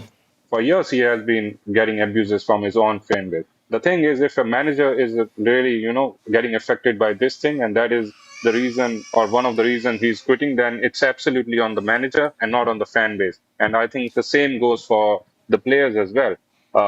I think this is the part that you have to accept. Being at a big club, this is the thing that you are going to face because this is such a big fan base. There is a lot of diversity in opinions. You are absolutely going to be, getting all I sort mean, of it's negative part and of the positive. business. Yeah, you're absolutely going to get that, and you have to be prepared for it. If you're not, especially from the manager's point of view, then you do not deserve to be, in the big game. And that is why I think that Yeah. that was not the reason, because I think Maresca absolutely deserves to be in the big But game. here's He is why at I City. think it makes sense to argue that that was actually definitely part of the reason. As irrespective of how you could say saddened, how you could say how unhappy he was with the situation at the time, it shouldn't be to the measure of him not at least thanking the fans or applauding the fans. He left. I get it; they were booing him, Exactly. but if you have a strong mentality as a manager, coming from your perspective, you should be able to weather such, you could say, discontent from the fan base. After all, the team wasn't doing well. So even you don't have to go to them only when they sing your name or when they praise you or when things are going the right direction. But anyway, I digress. My point is, he didn't look like he appreciated the fans himself. And for me, that's a huge factor, which No, could you could interpret exactly. as him. You could argue that being one of the reasons why, which would make it make sense that that might have been one of the reasons why it was easy for him to walk. And that point where you're saying should have a thick skin, and he did have a thick skin because it was really bad at the start, hiring a championship manager and all the stuff that was put out him as pictures of him and making fun of him, and he had no connection with the fans at the start at all. And then when he went through that horrible phase, it was really bad when we didn't win for like 11 games or whatever it was that phase, and then we Even picked it after up. winning two trophies, some people still never didn't like Yeah, him. and after see, this is where I'm going with the point. After you do though, prove yourself that you can and you've won and you are good, and you should, he still didn't get that respect after either. It was still, it was still bad. And when he lost the game or wasn't playing till halftime, the right, he would get really booed and abused at halftime after he already proved himself. So how are you going to have a connection with the fans when they do that to you? You've actually gone through that. You've got a thick skin, which he does, and he's Italian. I can tell you now, he doesn't care most of it. But once you He win and doesn't prove come across yourself, to me as someone who has a thick skin, honestly. yeah, and then you prove yourself, and then they still don't give you that respect. Trust me, for the Italians, respect is number one. Very important for the Italians. He's not gonna give a shit about the fan base after, and that's exactly what happened. And that played a very, in my personal You opinion, just because of you that. just spoke French. Yeah, well, it's not French. That's yeah. What's it called? Just go ahead. Yeah, so I think definitely had a part to play because you can. Coach said his emotion, the way he left, and the way he said his goodbye. That just tells you he didn't, and that was a factor in my opinion. It has to be because If if that's the reason, then he's going to find it very difficult at Manchester City because the fan base has been living with Pep Guardiola. The expectations are at the sky, and he's absolutely not going to match what Guardiola did. And the fan base is not going to have the patience as well. So he better They be will prepared for not. it because, yeah, no, he's not really going to get the love for sure. He has to instantly give them results, and his style of play, I know it's quite similar to Guardiola, but it's still a bit more, you watch know, him get the love from the Man City uh, fans. You know why? Because Pep will tell them to, and when he leaves and has his speech and does it, watch him get the love from the fans because But he Pep won't and the last. club He will has push to that. perform or he won't last. Of course, I mean, if yeah, it doesn't exactly. work out and he does worse than he did, Results. like he doesn't Ultimately, it's the contend, yeah, of results. course he will. But he's good enough to do that. And he has the players to do that as well. So I don't think that will be a problem. I think he'll do With the just fine fact there. that he has a ready-made team will make it easy for the fans to turn on him. Well, it's not quite a ready-made team. This is probably one of the worst seasons, even though they've They've picked it up. gelled. They've Yeah, gelled now. You can they've gelled argue. now. So And with preseason, I yes, think the expectation would be that he should hit the ground running. But let's hear you, Jay, so we can catch up now. yeah, and The I think fans he are the will. ones Yeah. driving the conversation right now. Nothing new out there. We're gonna catch up with what they have, then we can call it a day. Go ahead, Dante. You were saying something. No, Jake can continue. I'm just saying, yeah, he has to perform, obviously, yeah, but he's not going to Sorry, get hated I from the thought you were saying start. something. Yeah. All right, um, go ahead, Jay. look, yeah, just on that point, I think, yeah, the manager can impact, especially a legend who has won a lot of trophies. If he's requesting the fans to get connected, that will do, a bit of help, but it's not really going to matter after the results are not good. We have seen this with Liverpool. I literally saw, Jurgen Klopp doing an opera, singing Jurgen Arne Slot's name in that Oh stadium, yeah, and now the fans are literally, after him. So I don't think it's going to matter if the results are not really going to happen. And yes, the squad is quite stable. The City squad is quite stable. But I think the expectations for them is to win the title, especially now that they haven't won it for 2 years. So even if Maresca finishes top three, top four, I think that's a good level for him. But the City fans are not really going to accept that, and I think he's going to get a bit criticism, even if it's a top three or top oh four. yeah, So 100%. that is where the levels are for them. He has to go and win. He has to win there. He has to. He's got the squad. They're gonna have the backing. He's gonna have the money to spend more. He has to go there and start winning. They've had their bump year that they've kind of recruited players and got some older Yeah. players out and some more players leaving. So he's got to do well. But my point is, he'll be liked from the start. There, he will not be booed from the start, and he will not be called the championship manager from the Yeah, start. because he have the grace. Yeah. So I, I that's the I don't know. difference. I don't know. I still think that fan base in general at the big clubs are quite similar. I do not think the Chelsea fan base is, quite bad, and the City one or the other ones are good. I think there is a similar pattern in behavior, and it is going to, we are going to see similar things happen at City as well if It the will be results are different, not Jay. going to work The out. north clubs up north, it doesn't matter. They're very, very backing their teams. The fans, it's a different culture up north than say the London teams. Very different. They really back Maybe their the club stadium, there. yeah, maybe the stadium atmosphere, but the online fan base, as if we know, it's almost Don't worry all the about same. online kids, But yeah, but look, yeah, the ones that matter, the point, yeah. yeah, go ahead, go ahead. No, I'm just saying, don't worry about the kids online. Their fan base is very different from the Chelsea fan base. Like I said, Yeah, London's very different from northern teams. It's a very different atmosphere. Newcastle, Liverpool, all the Manchester clubs, they're very different. Their fans go, it's full stadium. We're talking about 70, 80,000 full stadiums. They support their clubs all the time. They really support their clubs from minute 1 to 90.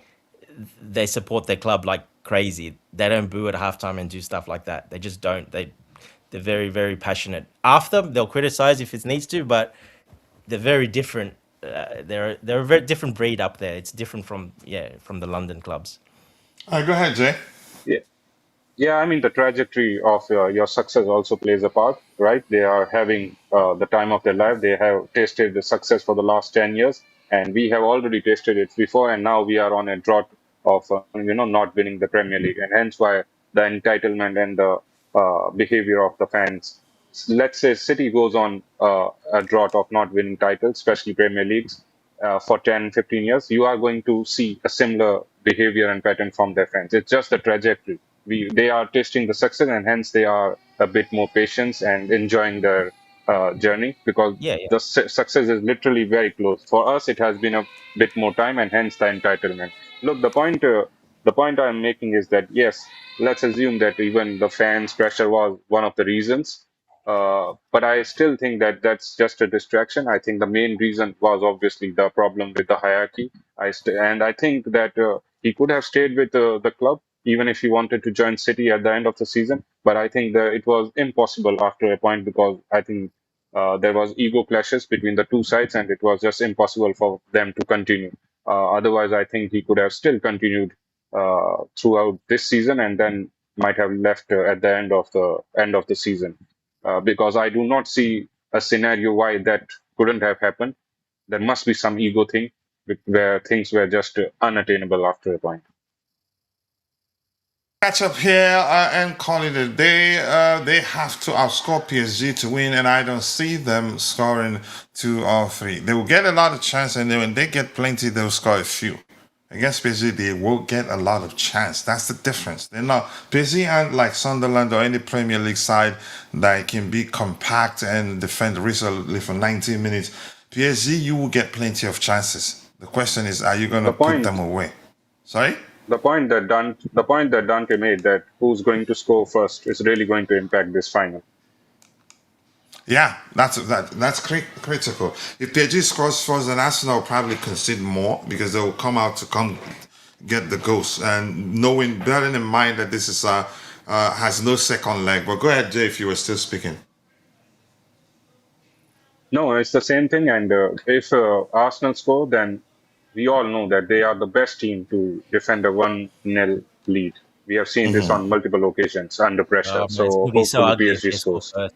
Can you imagine they're gonna roll Yeah. around the floor for 20 minutes and kick the ball out and oh my goodness. If they Well, score the first, I'm not watching. the good thing is their star boy is not playing. That is the English referees. So yeah, that's a positive. Who isn't playing? Their star boy, the English referees. Oh, The asterisk, the big that's asterisk, a yeah. good one.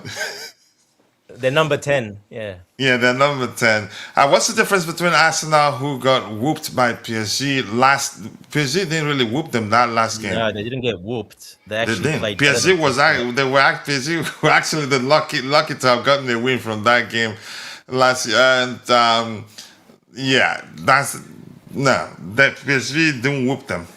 Honestly, Arsenal, it was only us and Arsenal that really gave them a test for a long time. It's been yeah. us and Arsenal that actually tested them. So, yeah, obviously after they beat us in there, the test was over. But Arsenal just barely lost to them, and they played very well that game. Arsenal shouldn't have lost that game. They probably should have won that game, to be honest. So, yeah, no, it's not going to be. It's going to be pretty close, yeah, because of that.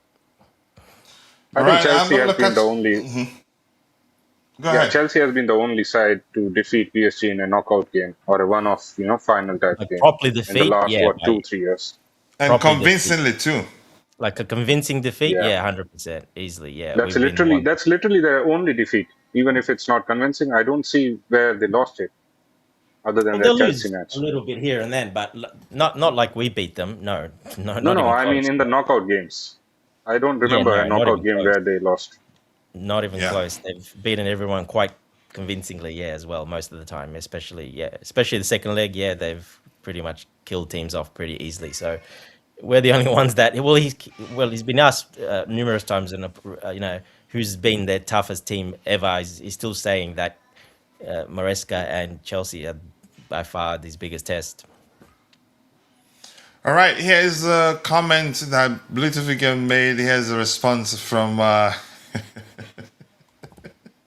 Mudmana says, borrow off mate, but let's be real, Chelsea could sign a few more winners, not just a bunch of kids playing football manager. Is that really for Bluetooth game or someone else, maybe? I'm not sure.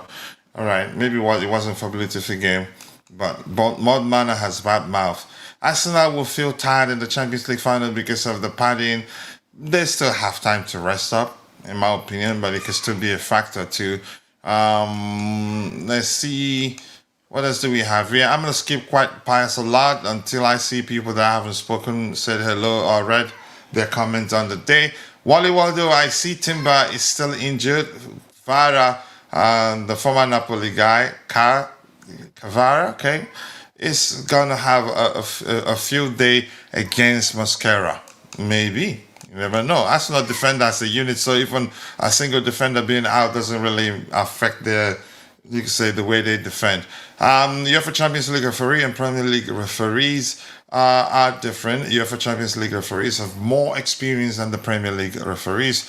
And the Bluetooth game here says, Coach, two things can be true at the same time. Let's be honest, none of our managers were good enough, but I draw the line at sacking the best of a very bad bunch.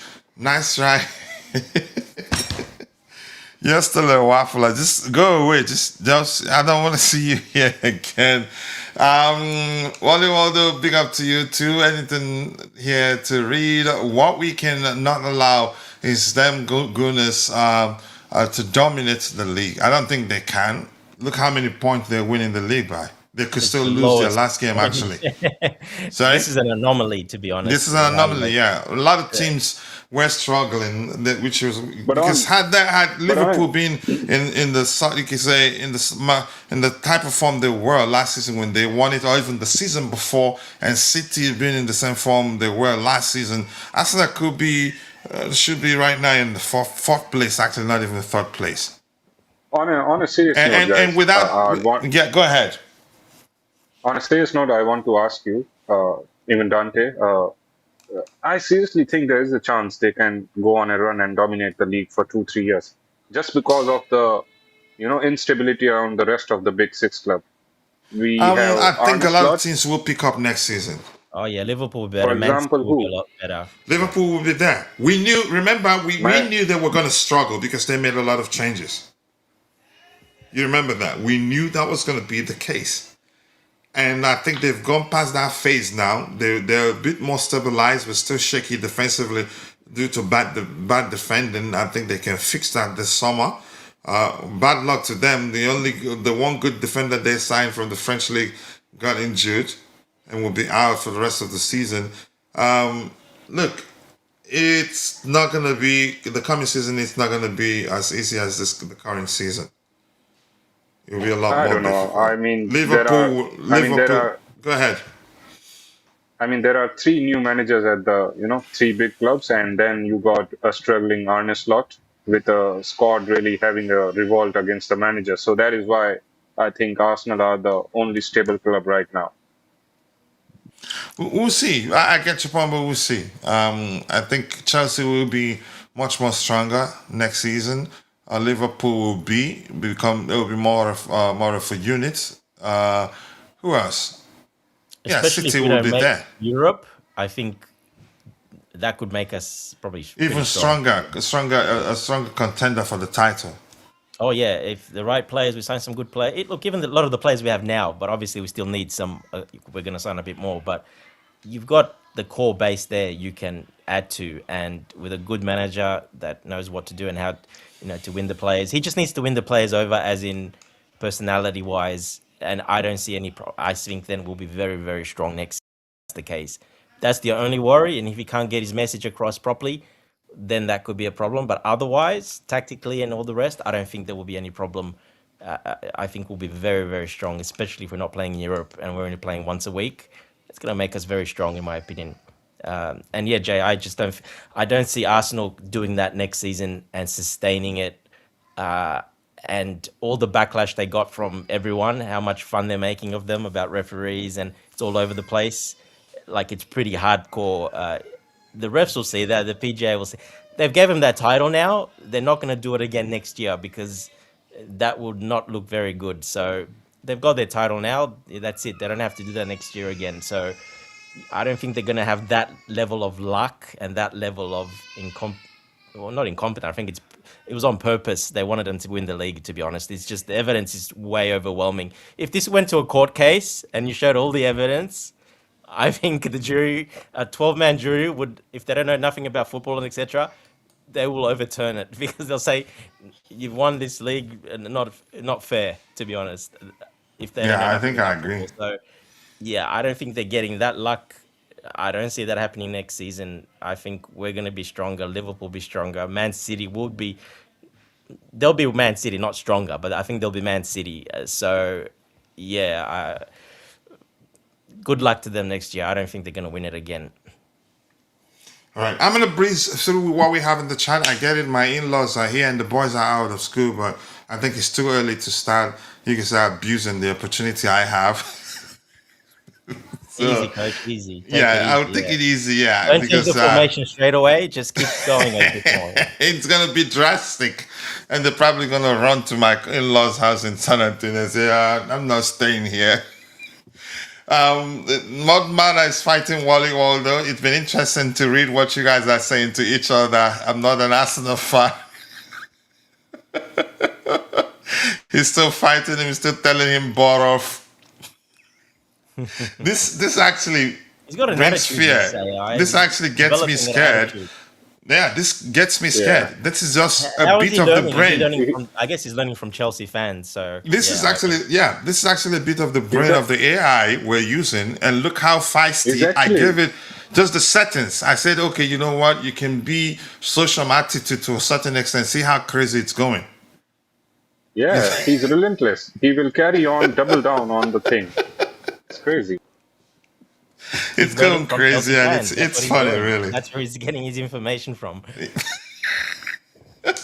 It's still going back and forth with him. All right, Maresca was top four when he left Chelsea. To be honest, the instability with changing manager is what screwed us. I think I agree. Mainly what you said broadened Not the initially. crazy Not situation not at the the first 10 time. games. Yeah. We had the manager bounce those first 10 games. All right, I think if Maresca stayed, we would have finished fifth or sixth or even fourth. Slug it out with him. All right, I'm going to scroll past quite a lot because I want us to round up. I'm tired too. This has been a bad Premier League, and we could have finished in the top five. And if we had experienced players, we would have gotten into the top three. A possibility, I must say. Enrique said Maresca's Chelsea was his most formidable opponent to date. Damn right, we would have been better off. We may even have been facing them goodness in the UEFA Champions League final. Never say never. What we cannot allow is them goodness to dominate the league. No, nothing that I've seen this season suggests they're gonna dominate the league next season. Honestly, like that is Yeah, when said, you an dominate, you anomaly. win like City won, where they won by like many Yeah. points. They're ahead a lot. No, it's not like that for them. And a lot of you could say that the referees being their 12th man on any given day. 18 times, coach. Yeah, Look, exactly. 18 times the decisions they got wrong on eight. That is a lot. That equates. I think they equated to like nearly 28 points or something. Like think about it. They'll probably be lower than mid-table. So that's a lot of points.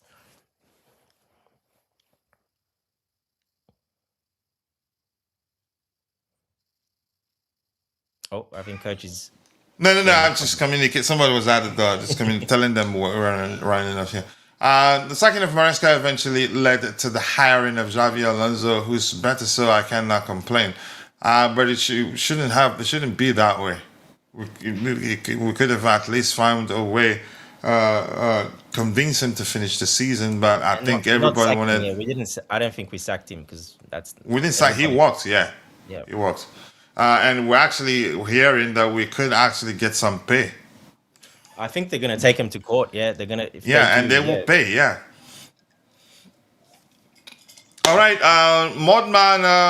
Okay, you guys slug it out with him. I'm gonna scroll past quite a lot because there are too many comments and I can't read all of them. I'm sorry, Coach. You're right about the brown envelopes protesters, though, they caved so quickly. Yeah, when the blue code check hits your bank account, you just turn around and shoo. That's a possibility. That's anyway speculation anyway, but it's a possibility.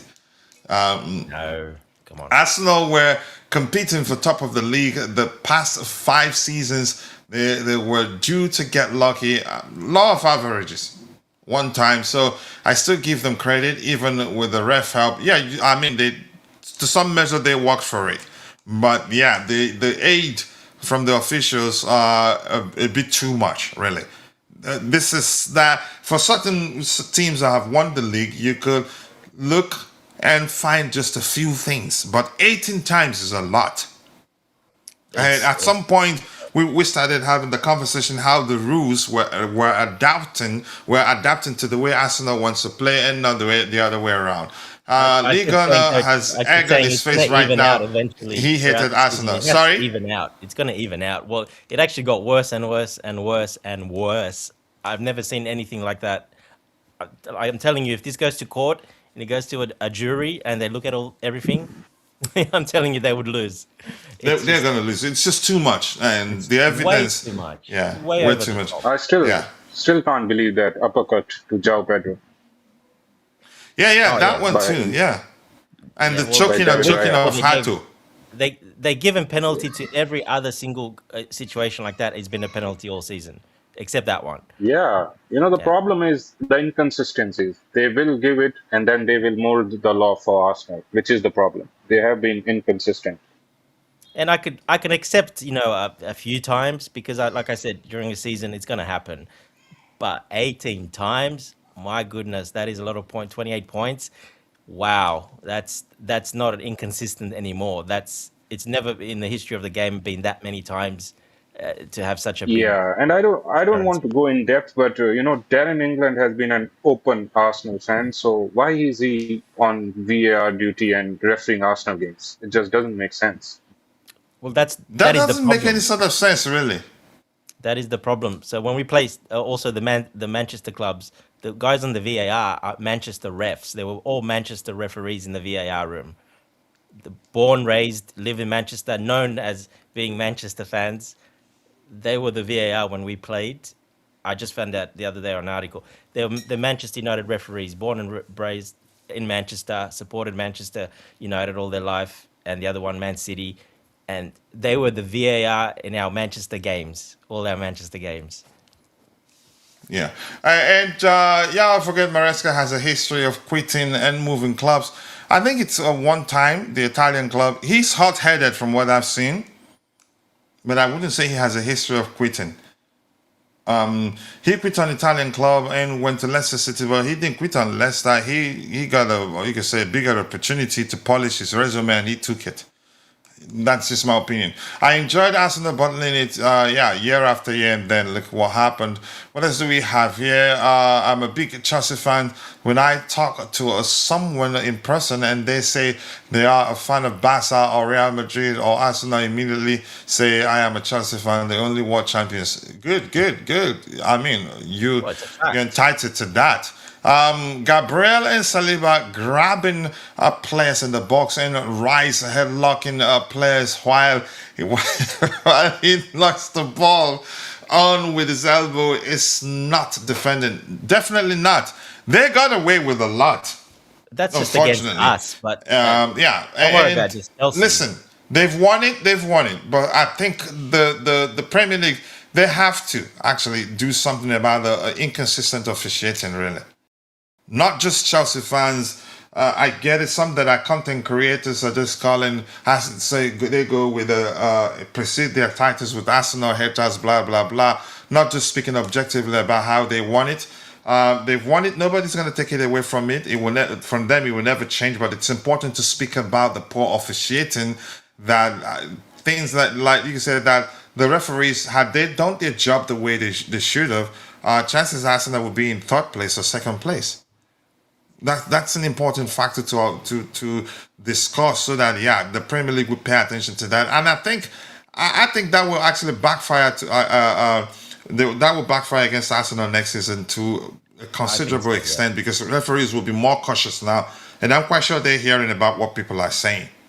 Oh, they can't hide away from it. They can't I hide mean, away from it. They they're will be going to have a hearing it. massive review and they're going to have an internal stuff. And because, like I said, it's just the discrepancy is so big that it just looks really bad on them. And they're going to be painted very badly. It was in the back of every page, having them winning the title. But the other page was about all the stuff that. So it's already there. It was already there. One big page about them winning it, and the other page next to it about them how they won it. So it's already there for everyone. Everybody knows about it, and everyone's making it very obvious. How did this happen? How could this have happened? So yeah, that could really backfire on them next season, and they have to make changes after what happened. If they don't, well, my goodness, I don't know what to say if they don't actually adjust for next season, because yeah, it's not a very good look, to be honest.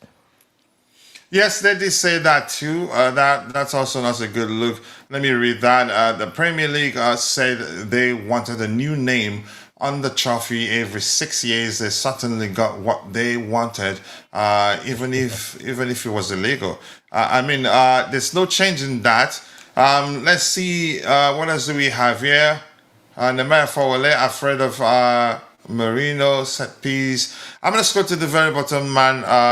They need my attention now. Yes, Dante, I am ashamed to admit the UK do corruption very well. You could say polished corruption, maybe. Red card for Havertz in that game. Definitely a red card for me. You know, the other stat, coach, I want to bring up. Yeah, go ahead. Arsenal haven't conceded one penalty all season, or have one red card all season. Even as rough as they were. Not one penalty conceded and not one red card received. Yeah, I agree. Yeah. Coach, the Premier League referees needed to be more cautious, especially in the FA Cup final, Carabao Cup. Yeah, that was crazy. Premier League have to make changes. They need better referees. Sack the ones who cannot do a proper officiating. And the Bluetooth game says that the league systematically eliminated all of Arsenal's competition to assist them winning the league. We weren't the only ones who were robbed. Newcastle, West Ham, to name a few. And that's it. Any other thing you guys want us to talk about? Because I got it wrong. Yeah, they tried to bring in some referees this season and last season. So last season, I know they brought a Australian referee across, and they're trying to bring another international referee across. I think that's in the plans to bring some more, because the Australian referee that came, he's probably one of the best ones out of all of them, to be honest. He's done well. So he's not bald. He's got a lot of hair as well. So probably that's why the bald ones seem to do really bad. I think they're planning to add one every year from another country. So I think they need to do that, because the incompetence is at an all-time high right now. So they have to. I think they should push that to probably 2 referees per year added. And definitely. Jay, anything else from you? No. You need to go. Don't test your marriage. Happy wife, happy life, right? All right.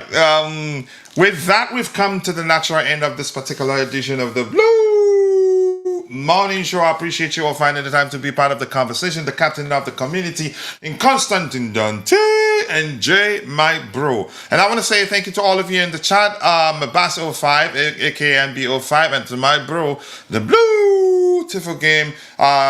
Vic was here. Ibro, my bro, was also here. I think Maya the rapper did stop by to say hello. Who else was here? Nemanja Fowale was also here. Rich Moneymakers was also here. And the EJ Twice was also here. And if I missed your name, apologies. I'm only human. See you guys next time. God bless us all. And cheers. Cheers, guys. Take care.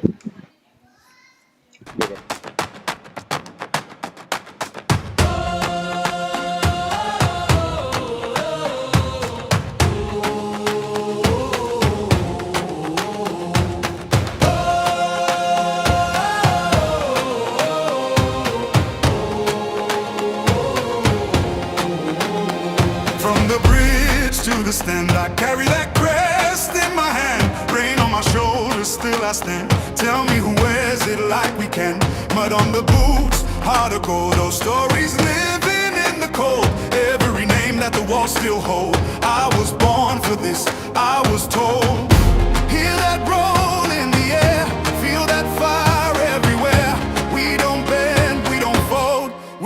cut from that blue gold. Blue till the end, blue till the end. We rise again, we rise again. Blue till the end, blue till the end. This is our name, this is our skin. When the pressure comes down hard, we don't flinch, we play our part. Every scar on the badge says more than 1,000 songs before. From the first whistle to the last, we remember where we came from fast. No throne, no crown, no borrowed fame, just a city calling out that name. Hear that roll in the air, feel that fire everywhere. We don't bend, we don't fold, we were cut from that blue gold. Blue till the end, blue till the end. We rise again, we rise again. Blue till the end, blue till the end. This is our name, this is our skin. Let the whole ground shake, let the whole world know. We don't chase a moment, we are the home. Hands up high, voice up loud. Same old pride, same crowd. Blue till the end, blue till the end. We rise again, we rise again. Blue till the end, blue till the end. This is our name, this is our skin.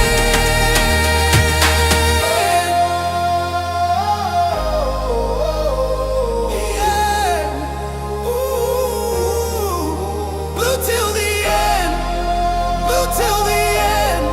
Loyalty stays even through the storm.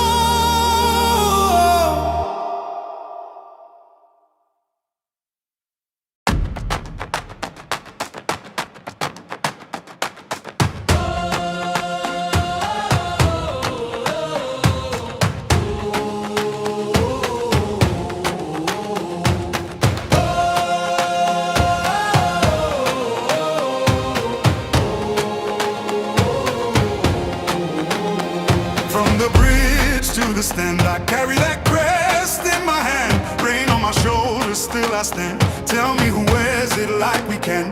Mud on the boots, heart of gold. Those stories living in the cold. Every name that the walls still hold. I was born for this, I was told. Hear that roll in the air, feel that fire everywhere. We don't bend, we don't fold. We were cut from that blue gold. Blue till the end, blue till the end. We rise again, we rise again. Blue till the end, blue till the end. This is our name, this is our skin. When the pressure comes down hard, we don't flinch, we play our part. Every scar on the badge says more than 1,000 songs before. From the first whistle to the last, we remember where we came from fast. No throne, no crown, no borrowed fame, just a city calling out that name. Hear that roll in the air, feel that fire everywhere. We don't bend, we don't fold, we were cut from that blue gold.